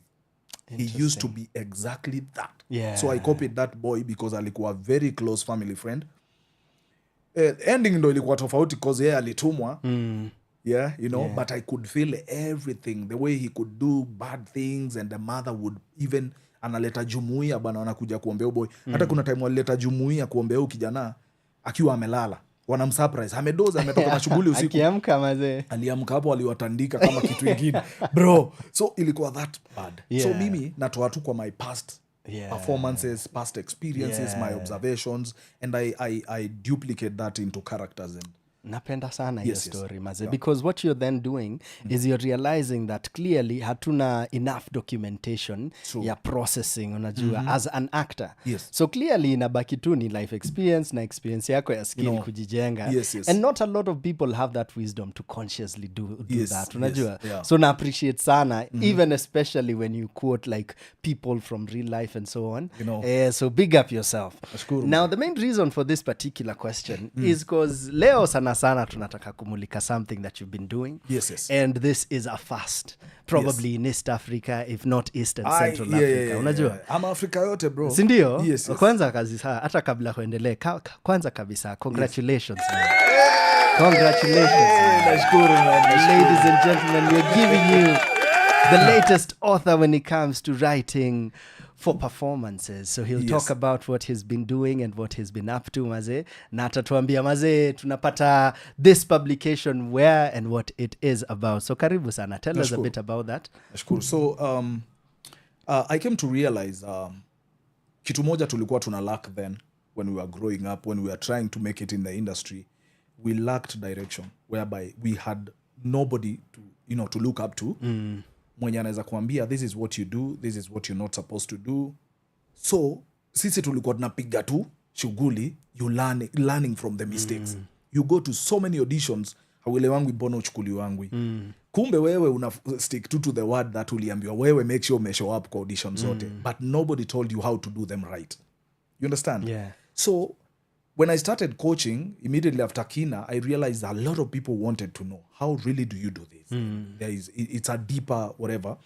So nikaanza coaching too. I started with 2, ikakuja 5, 6, hivyo tukienda juu. But I met someone mwenye alini challenge sana. He happened to be in one of my sessions with one of my clients. And then on the next session, aka happen kupitia. Akaniuliza, so you repeat everything every now and then? Nikamwambia, yeah, that's what we do. Because it is what it is, you know. Ukweli haibadiliki. Ni ile ile, you know. So he asked me, how about you put it in a book? Hiyo story yote nimesikia ukiongea hapa. How about you have it in a book? And I thought publishing was, you know, another hustle, nini, but I have friends who have published before. So they guided me to a publisher, a very good one, mwenye tumetembea na hiyo journey. He told me, just bring anything that you think is good for the young actors.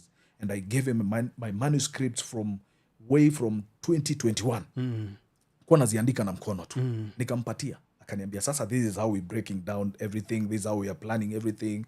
And it started showing some light, you know. Ndio naanze, okay, so I was to talk about the actors ecosystem. Okay, sasa na expound sasa. What it is, the guild, the government, nini, all those things. So it's been a journey that sijaiwezesha peke yangu. Kuna watu wamenishikilia, you included, of course, you know. Corrections hapa na pale, for the confidence, of course, you know, being the first work. Nilikuwa kwanza, when I shared my copy with you, nilikuwa zile za, hey, we are going back to the drawing board. But kitu na appreciate ni, you told me, this is exactly what they need to know. And here we are. With the unforgettable actor. Yes, sir. Yes. What a title, The Unforgettable Actor by Moses Kiema. Ina sound fiti sana kusema. Ina sound fiti sana Chris. Yes. Yeah. Ladies and gents, mazee nataka tudandie mziki, then come back to talk about this particular publication, where you can get it, how you can book him, and so much more. For now, situsikize mziki. Let's go. From sunrise to sunset, all day and night. Our radio. Shout out Amani mazee. You ain't ready for this. Celebrate you. Let's go. Nakumbuka tukikaa kumtaa, me and you baby boo, zima mishuma kupass time tukiongea hadi usiku na giza kuingia. Sasa miaka imepita na bado nakuhisi moyoni mwangu. Nimekumind toka zamani, penzi lako laniwasha vilivyo. Ninatamani kuwa na wewe, ninatamani tuwe milele. Tamani, tamani, tamani, tamani, tamani, tamani.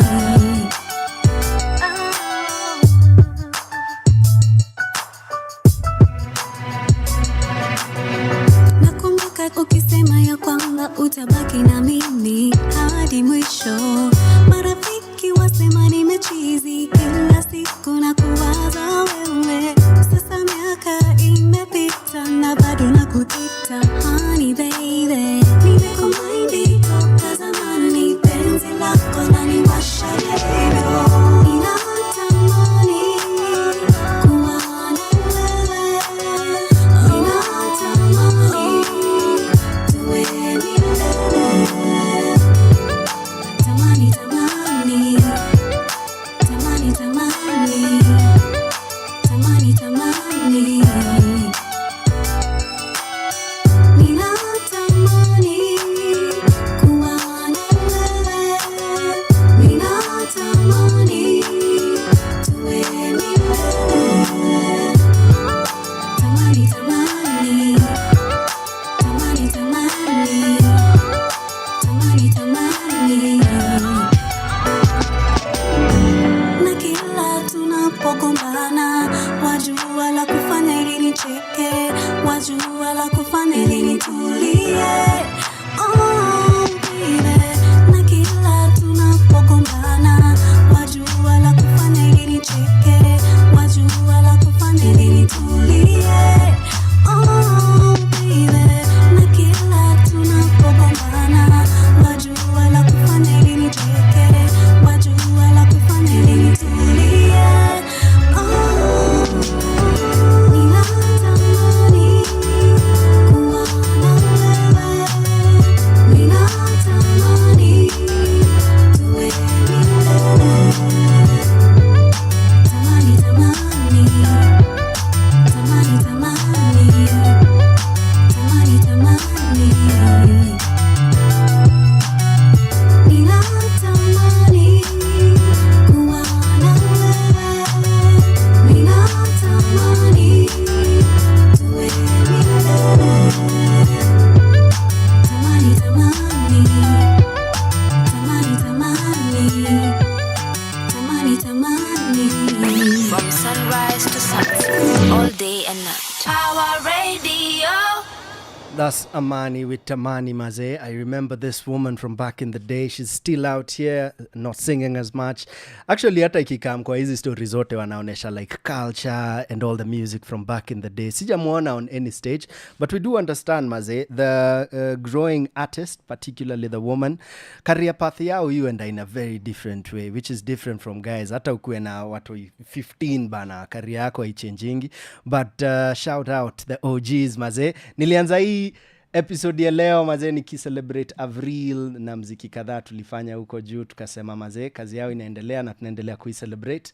Saizi pia ningependa to celebrate wasanii ambao they're still out here doing good works, but not only that, but also in this case documenting it for the next generation. Na si wale chini yao, but even wale wako beside wao na pia wale kando yao mazee. So ladies and gents, we welcome back Moses Kiema, a published author, a celebrated actor, director, and so many things. Generally a phenomenal creative. Karibu sana mkuu once again. Asante again.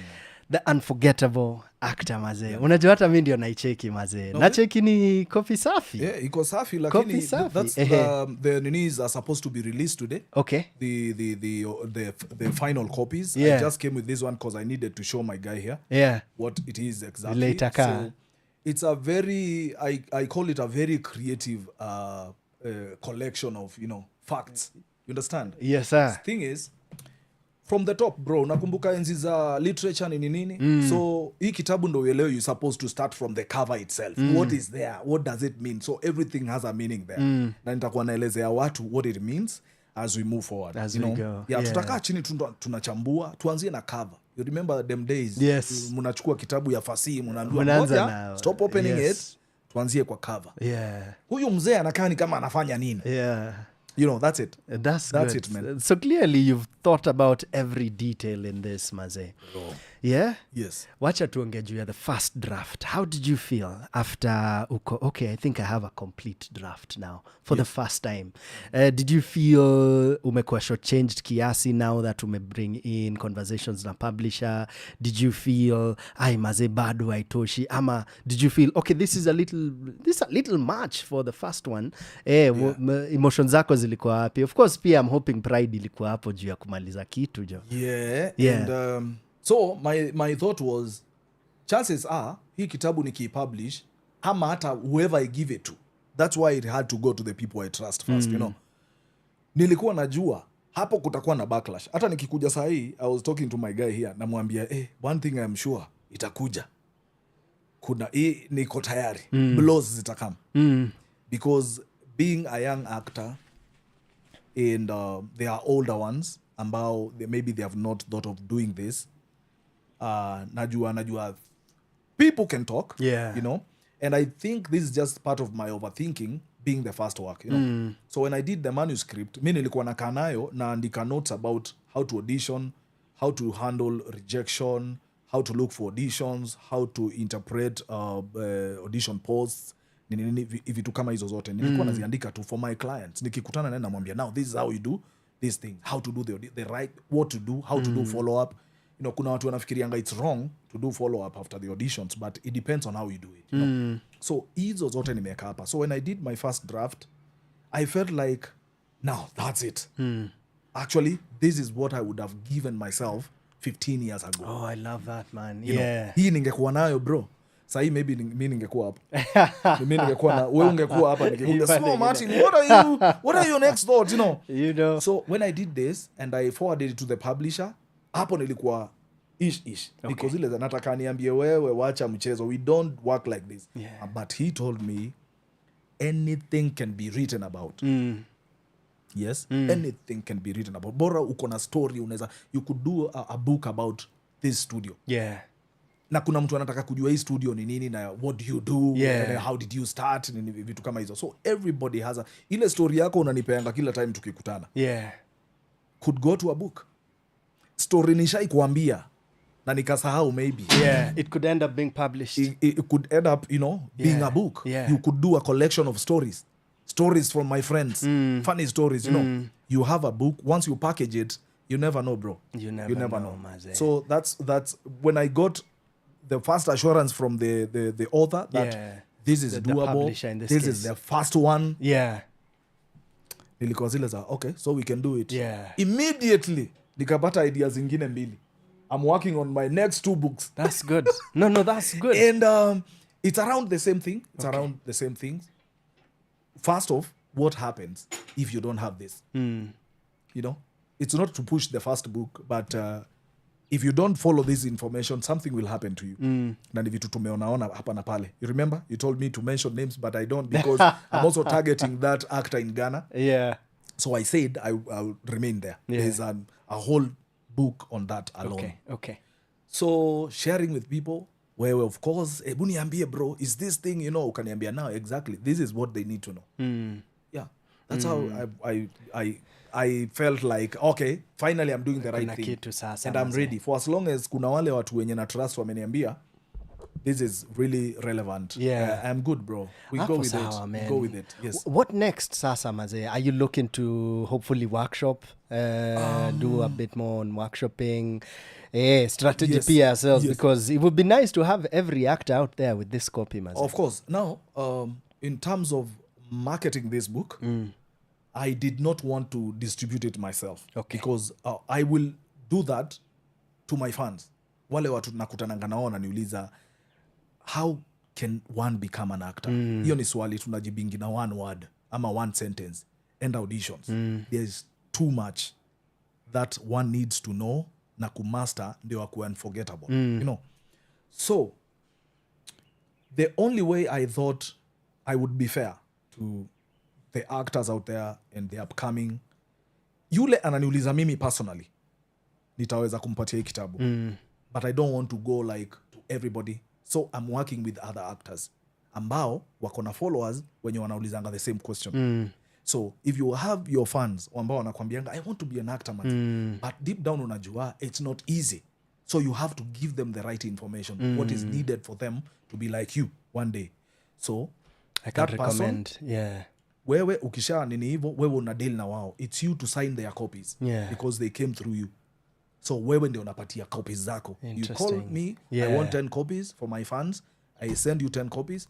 It's you now to handle them. Okay. But trust me, this one, hii nayo naweza peana life yangu niseme, hey, this is it, bro. This is it. This is it. Hapo sawa, Yes, Maze. so matters distribution ni hivyo. Okay. Different actors will be distributing to their fans. And uzuri wa hii kitabu, there are those parents who wanna they really want their kids to be in this game. Yeah. And the many questions they get, the obvious question is that, how can I get auditions for my child? You need more than just auditions. This child needs to know other things besides the auditions. Because This audition nayo, nikikufundisha vile utapass audition, ni same na kukupatia answer ya question. Sija Utaenda kusaidia, uipate, Maze. lakini ya ujui, yani you don't know the value of that answer. So there are a lot of other things that people need to know. People need to know what other people think about this industry. Kuna myths mingi sana zenye, if you've not read The Unforgettable Actor, unafikiria ni ukweli, but if you read this book, you know what is true and what's what is not. not, yeah. Kuna zile zina apply in all the careers, you know, in radio, in politics, in nini. So, but watu, because this it's a documented job. We have cameras. You know, without the cameras, nobody would know us. No, that's This is what true. makes our Yeah. job. You know, so they tend to believe that's it. Alafu wanailabel hivyo, not knowing these are things that happen in other careers. The difference is there are no cameras in school. So huwezi jua walimu wanafanya nini. Understand? This So is that's true. it. So, I like that. so inaitwa The Unspoken Code of the Craft. Siri ziko hapa hatari. Unazifuatilia Bro, kuzifuatilia, noma bro. sana. I like that. Yes. I very much like that, Yeah. mazee. Unajua hata kile na pray utadu hata. I'm hoping pia utalock in na different clubs, different campuses as well. Yeah. Because there are all this, unajua, young actors, aspirational actors, yes. and so na pia wataanza scratch. And the best thing about such books is utaisoma first year, maybe hauta understand much. You'll come back again. Utarudi tena 2 years later uisome uende, oh, I now get it. But whatever stage of your career uko, this is such an important resource. It's an important one. At the end of it, in the conclusion, I'm requesting my readers that kuna topics ambazo zitahitaji a one-on-one. Not a must, but ukisoma you feel, yeah, that's it, I have it. Kuna topics like auditioning, how to do monologues, hizo vitu. So you would need a one-on-one whereby mimi nakupatia, it's not a must of course, nakupatia monologue, nakwambia piga hiyo monologue. So if you do it good, maybe that could be your auditions monologue. Anytime you show up for auditions, that's the monologue you do.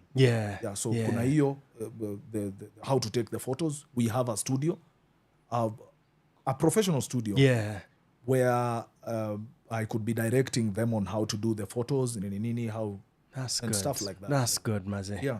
Hey, I like that umejispread as much. Na hapo ndio kipaa yetu ilituleta to a place where we can finally give, maze. Yes, Congratulations once again. Tukupate aje, maze, on the socials. Ndio pia tukuhit up directly bana. Now that clearly kama nafuata job yako naweza get kazi directly from you. Na kupata wapi on the socials? On social media, it's Moses Kiema on all the platforms. Everywhere. Instagram, TikTok, Kuote weka tu Moses Kiema. You'll find me there, and it's a nice piece. It's a nice piece. This one is a very good gift to someone you love. Wale actors wana acting kila mahali, ana actianga mabeshte zake nini, just give them direction. Hii kitabu ni ya any actor. Haijalishi uko wapi, uko Coast, uko Lagos, uko juu alikuwa anacheza nini juzi inaitwaje Morocco, uko the down there South Africa. Every actor, you know, uzuri wa hii skill ya acting it's the same. And the things I've talked about in this book are the same things that your favorite actor applies, whether knowing or unknowingly.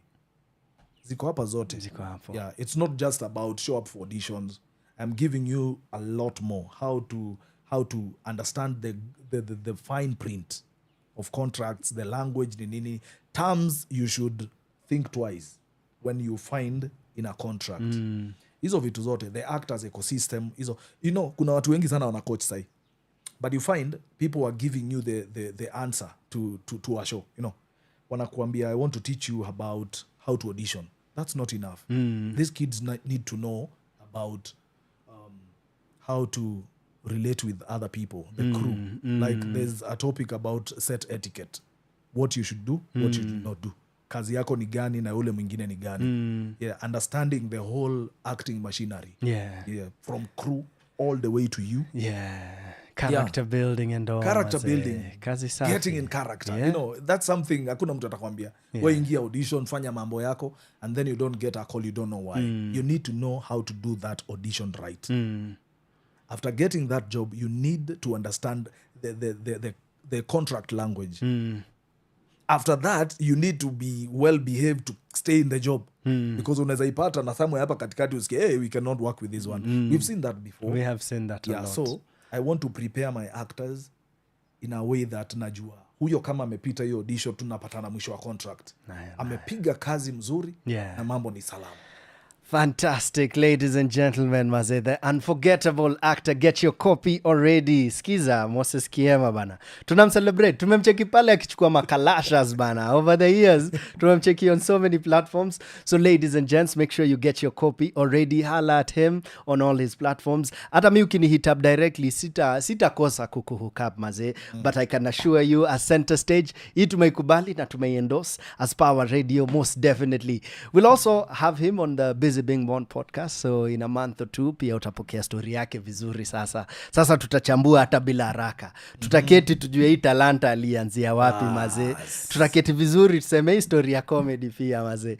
Ni guts gani alipata akasema huku naingia maze. And finally maze, bado by then I'm sure hata tutakuwa na copy kadhaa tunaweza kupatia za kusema hit your people up. And there's something that you've said that I really appreciate. Unaweza gift mse. Unajua, even if you're not an actor and you know your sibling or your parent is into this, well, this is your chance to tell them, I care about you enough to give you a manual of how to not only survive, but thrive. Not only thrive, but become an unforgettable actor, maze. Sindio? Kwani umeisoma? Bro, tena sana. Nimechambua mara mbili hivi at least. Unachallenge kwa book yako bro. Kazi safi maze. Nice. Kazi safi maze. Nashukuru man. So details za pricing na kila kitu tunapata on the socials. On the socials and probably I'll be able to provide that by today is Thursday. Saturday I will have, but niko nayo, I have it, but I need to see the batch, the first batch. Good. And hapo ndio nitanini. Si kila mtu ata kubai. Kuna wale pia tutapose whatever's on the shows, on your shows. And we'll be handing over free copies to serious upcoming actors. I like that. Who don't want to take 15 years like we did, you know, trying to maneuver ajue which is which. You understand? Nimependa so hiyo. Hivyo. Bro, unajua nini? You know my workshops, in fact, I think itakuwa one of the incentives pia napewa sea. Kama workshop utatoka hapa pia na imbuku maze. Nice. Well done bro. Nice. Super proud of you maze. Tunashukuru mzee. Kazi iendelee maze. You heard it here first from the main man himself maze. This being the exclusive interview that he may launch this fantastic book. Na atakuwa anatembea nayo. In fact, kau na to watch from Ghana. Hala at your boy. Atakam. South Africa. Hollywood. This guy is fully experienced, and I can tell you, mi nimekuwa on stage na yeye, I mean, actually on stage for the comedy thing, but then nimekuwa on screen na yeye, na nasema he's fantastic, and I assure you this man carries talent, and I'm sure all his wisdom kwa hii kitabu, and I'm sure of it ni legit because I've read it na nimeifurahia sana. So Moses Kiema, tunakupenda, tunakucelebrate. Keep at it, bro. Thank you so much. From sunrise to sunset, all day and night. Power Radio.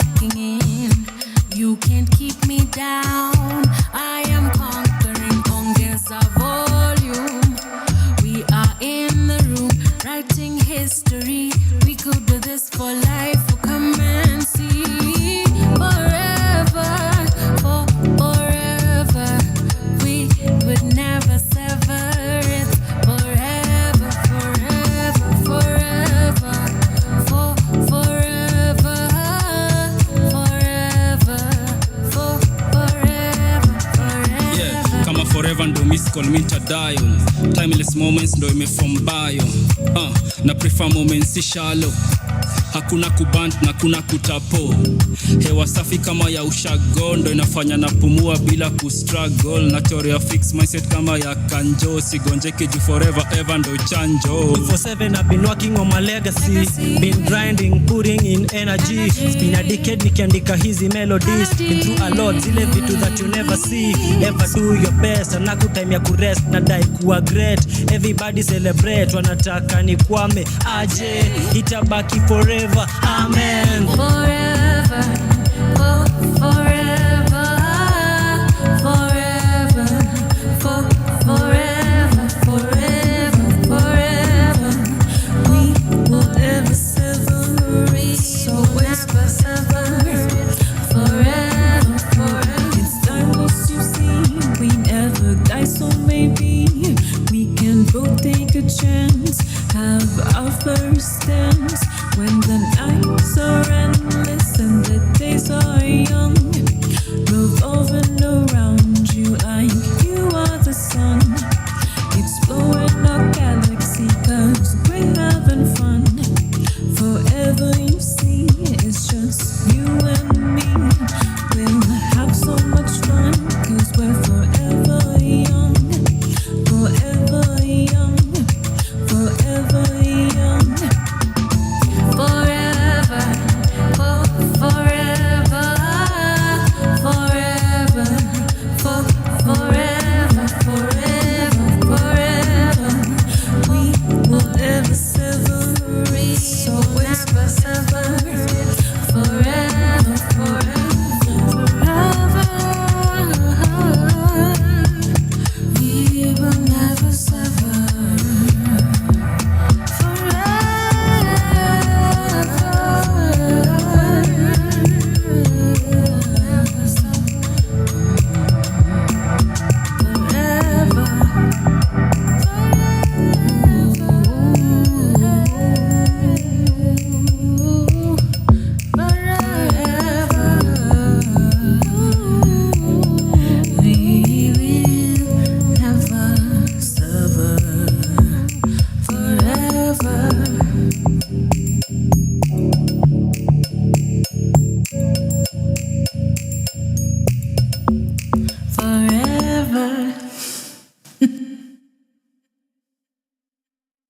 From sunrise to sunset, all day and night. Power Radio.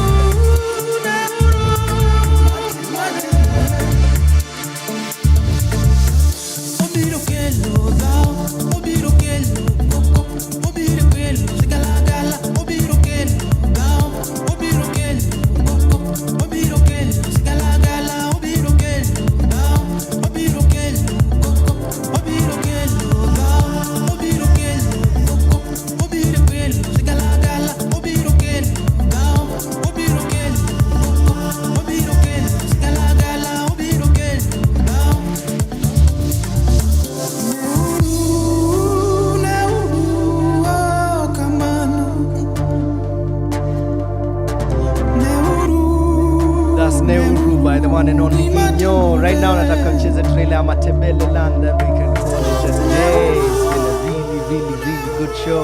And vile pia mitambo imetukimbiza kiasi yake, but we have reason up to it.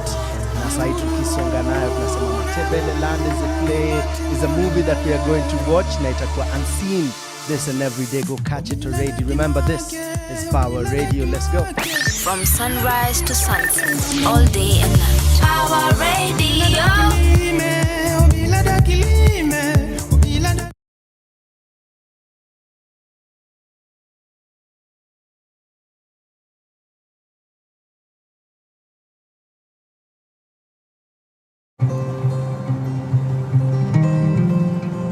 Sabona baba, ngiyabhala imhloliso yami ekupheleni komnyaka. Njalo inhlawulo yesikolo kufanele ibhalwe. Newethu linjani ukuphila khona ngapha bakithi?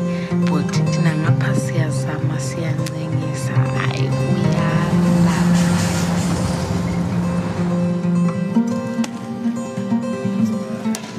Move out.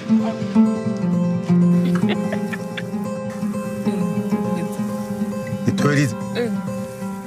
What happened? Like,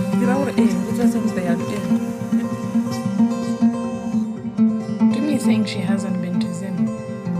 Unless and until I cut all those trees that have got thorns, that is when people will start walking free. Yeah, which means they have to hang on.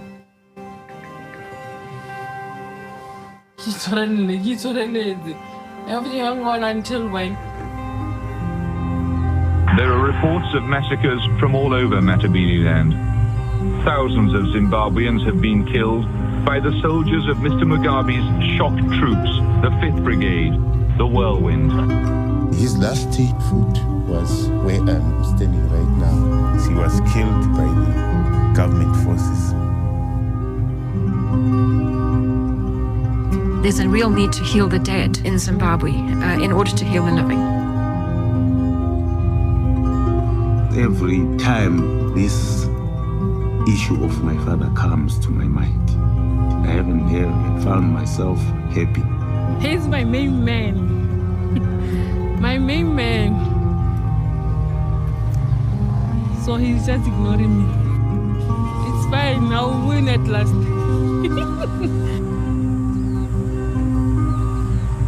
Engahamba ngingakuqedisisi kahle khona Nkosi yamabandla ukuthi kanti okwenza ukuthi imuli ingahlaliseki kahle abasuku bonke.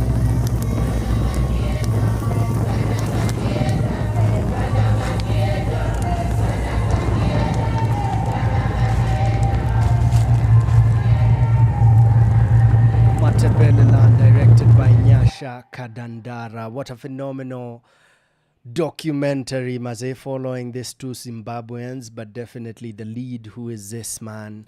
And amekula maisha kiasi yake, but he feels the need to bury his father in the right place. Check it out to understand what they mean by the right place. But also it ends up being this beautiful love story between this man and wife and their journey, Maze. Check this out. This director was with us in the studio earlier on. Hata naongea in a mellow way because she was definitely very mellow. You can check out the interview. Utaipata vizuri sana on our platforms. Repeat definitely on the website. Na pale YouTube pia utapata.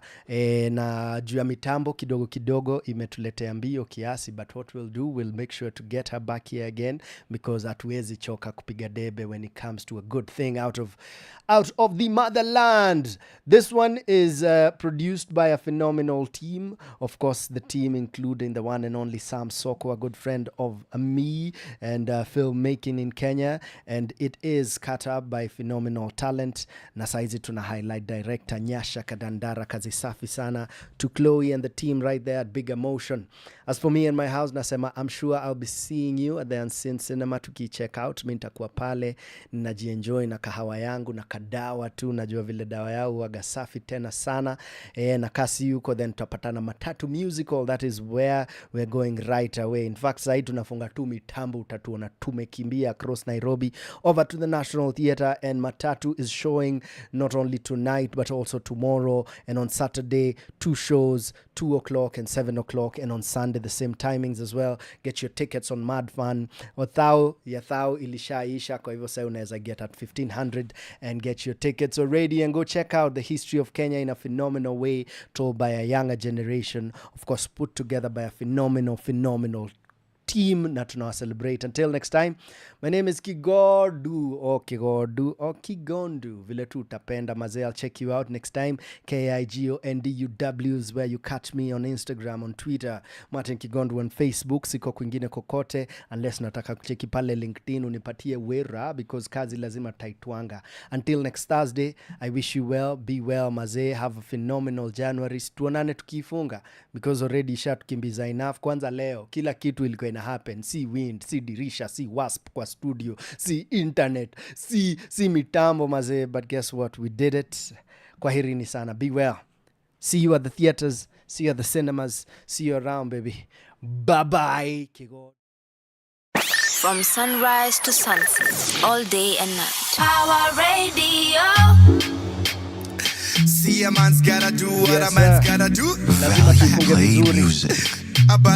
Miss Mwandanda, we celebrate you mazee. Sijui mbona wanakupatia pressure, we'll take it again. Huyo anaitwa Big Pain mazee, ametufungulia ini mziki tamu tena sana, inaitwa pressure ya nini. Na najua sijui watu wanakimbizana juu Valentine's imekaa. Check out Angie Mwandanda, Pressure, let's go. About a girl's gotta do what a girl's gotta do. Tick tock, the pressure don't stop. You only feel the pressure as they look on top. Yes, na kila mtu kwa darubini anakuclock. Wanauliza, hey madam, where's the rock? Usijitese mami, wekula vibe yako, wacha pressure mami. Wekula happy mami, your time ikifika utafeel tunami, achana nao. Wanauliza ni vipi, wachana nao. Mambo ya ndoa ni vipi, wachana nao. You're now rolling with the big pin, baby boo, we wachana nao. Mama anauliza, mwanangu wapi wajukuu? Baba anauliza, wapi mahari yangu? Dadangu na mkera sana, anataka tunifunge ndoa. Kulingana na zetu mila, lazima nifungue njia. Unasema ni mari, hata kama siko ready. Unasema ni mari, hata kama siko ready. Pressure ya nini? Wanauliza naolewa lini? Wazazi na marafiki, wacheni tuniishi. TikTok, eti naolewa lini? TikTok, wacheni tuniishi. Nimewaona wote warefu, wafupi, masonko, wasoto.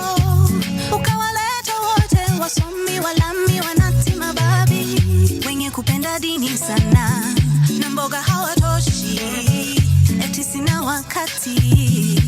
Shachwa na basi, unasema ni mari, hata kama siko ready. Unasema ni mari, hata kama siko ready. Pressure ya nini? Wanauliza naolewa lini? Wazazi na marafiki, wacheni tuniishi. TikTok, eti naolewa lini? TikTok, wacheni tuniishi. Lakini wanadamu tuna blanda, kujiwekelea matarajio. Hapo ndio pressure inaanzanga. Ni kama drama, ni kama video. Don't give in to pressure, you might enter not be happy. Just believe in love, follow your heart, you might get lucky. See when the pressure mommy, this is mine more precious than gold. God's time, best time, my lady. It don't matter if you're young or you're old. Pressure ya nini? Wanauliza naolewa lini? Wazazi na marafiki, wacheni tuniishi. TikTok, eti naolewa lini? TikTok, wacheni tuniishi.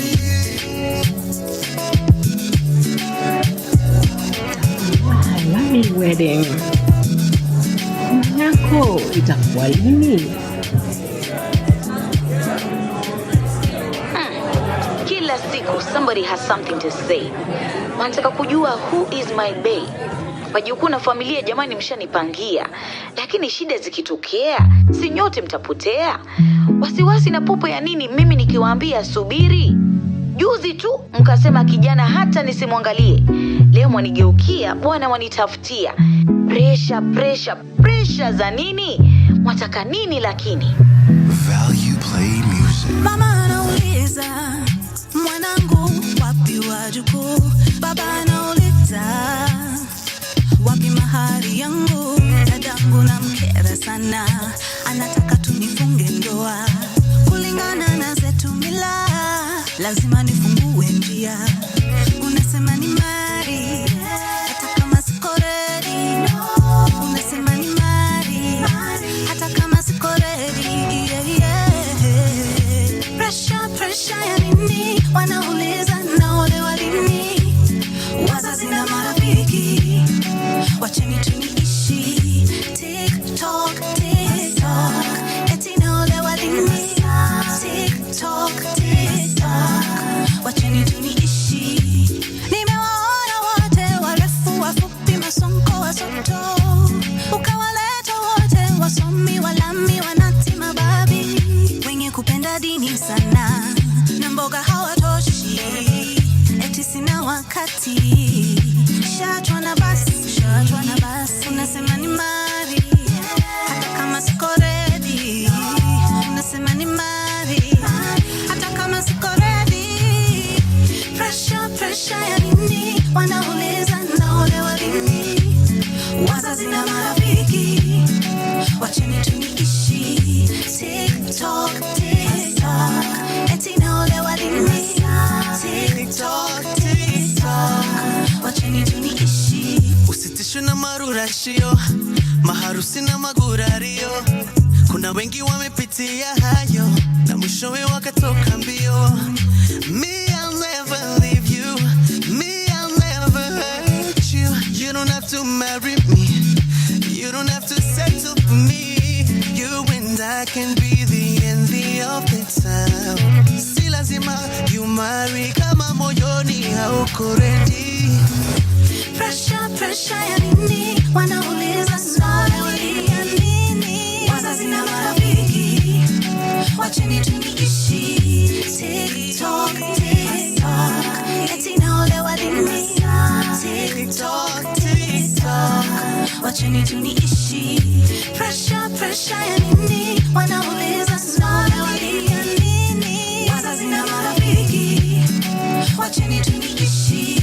TikTok, eti naolewa lini? TikTok, wacheni tuniishi.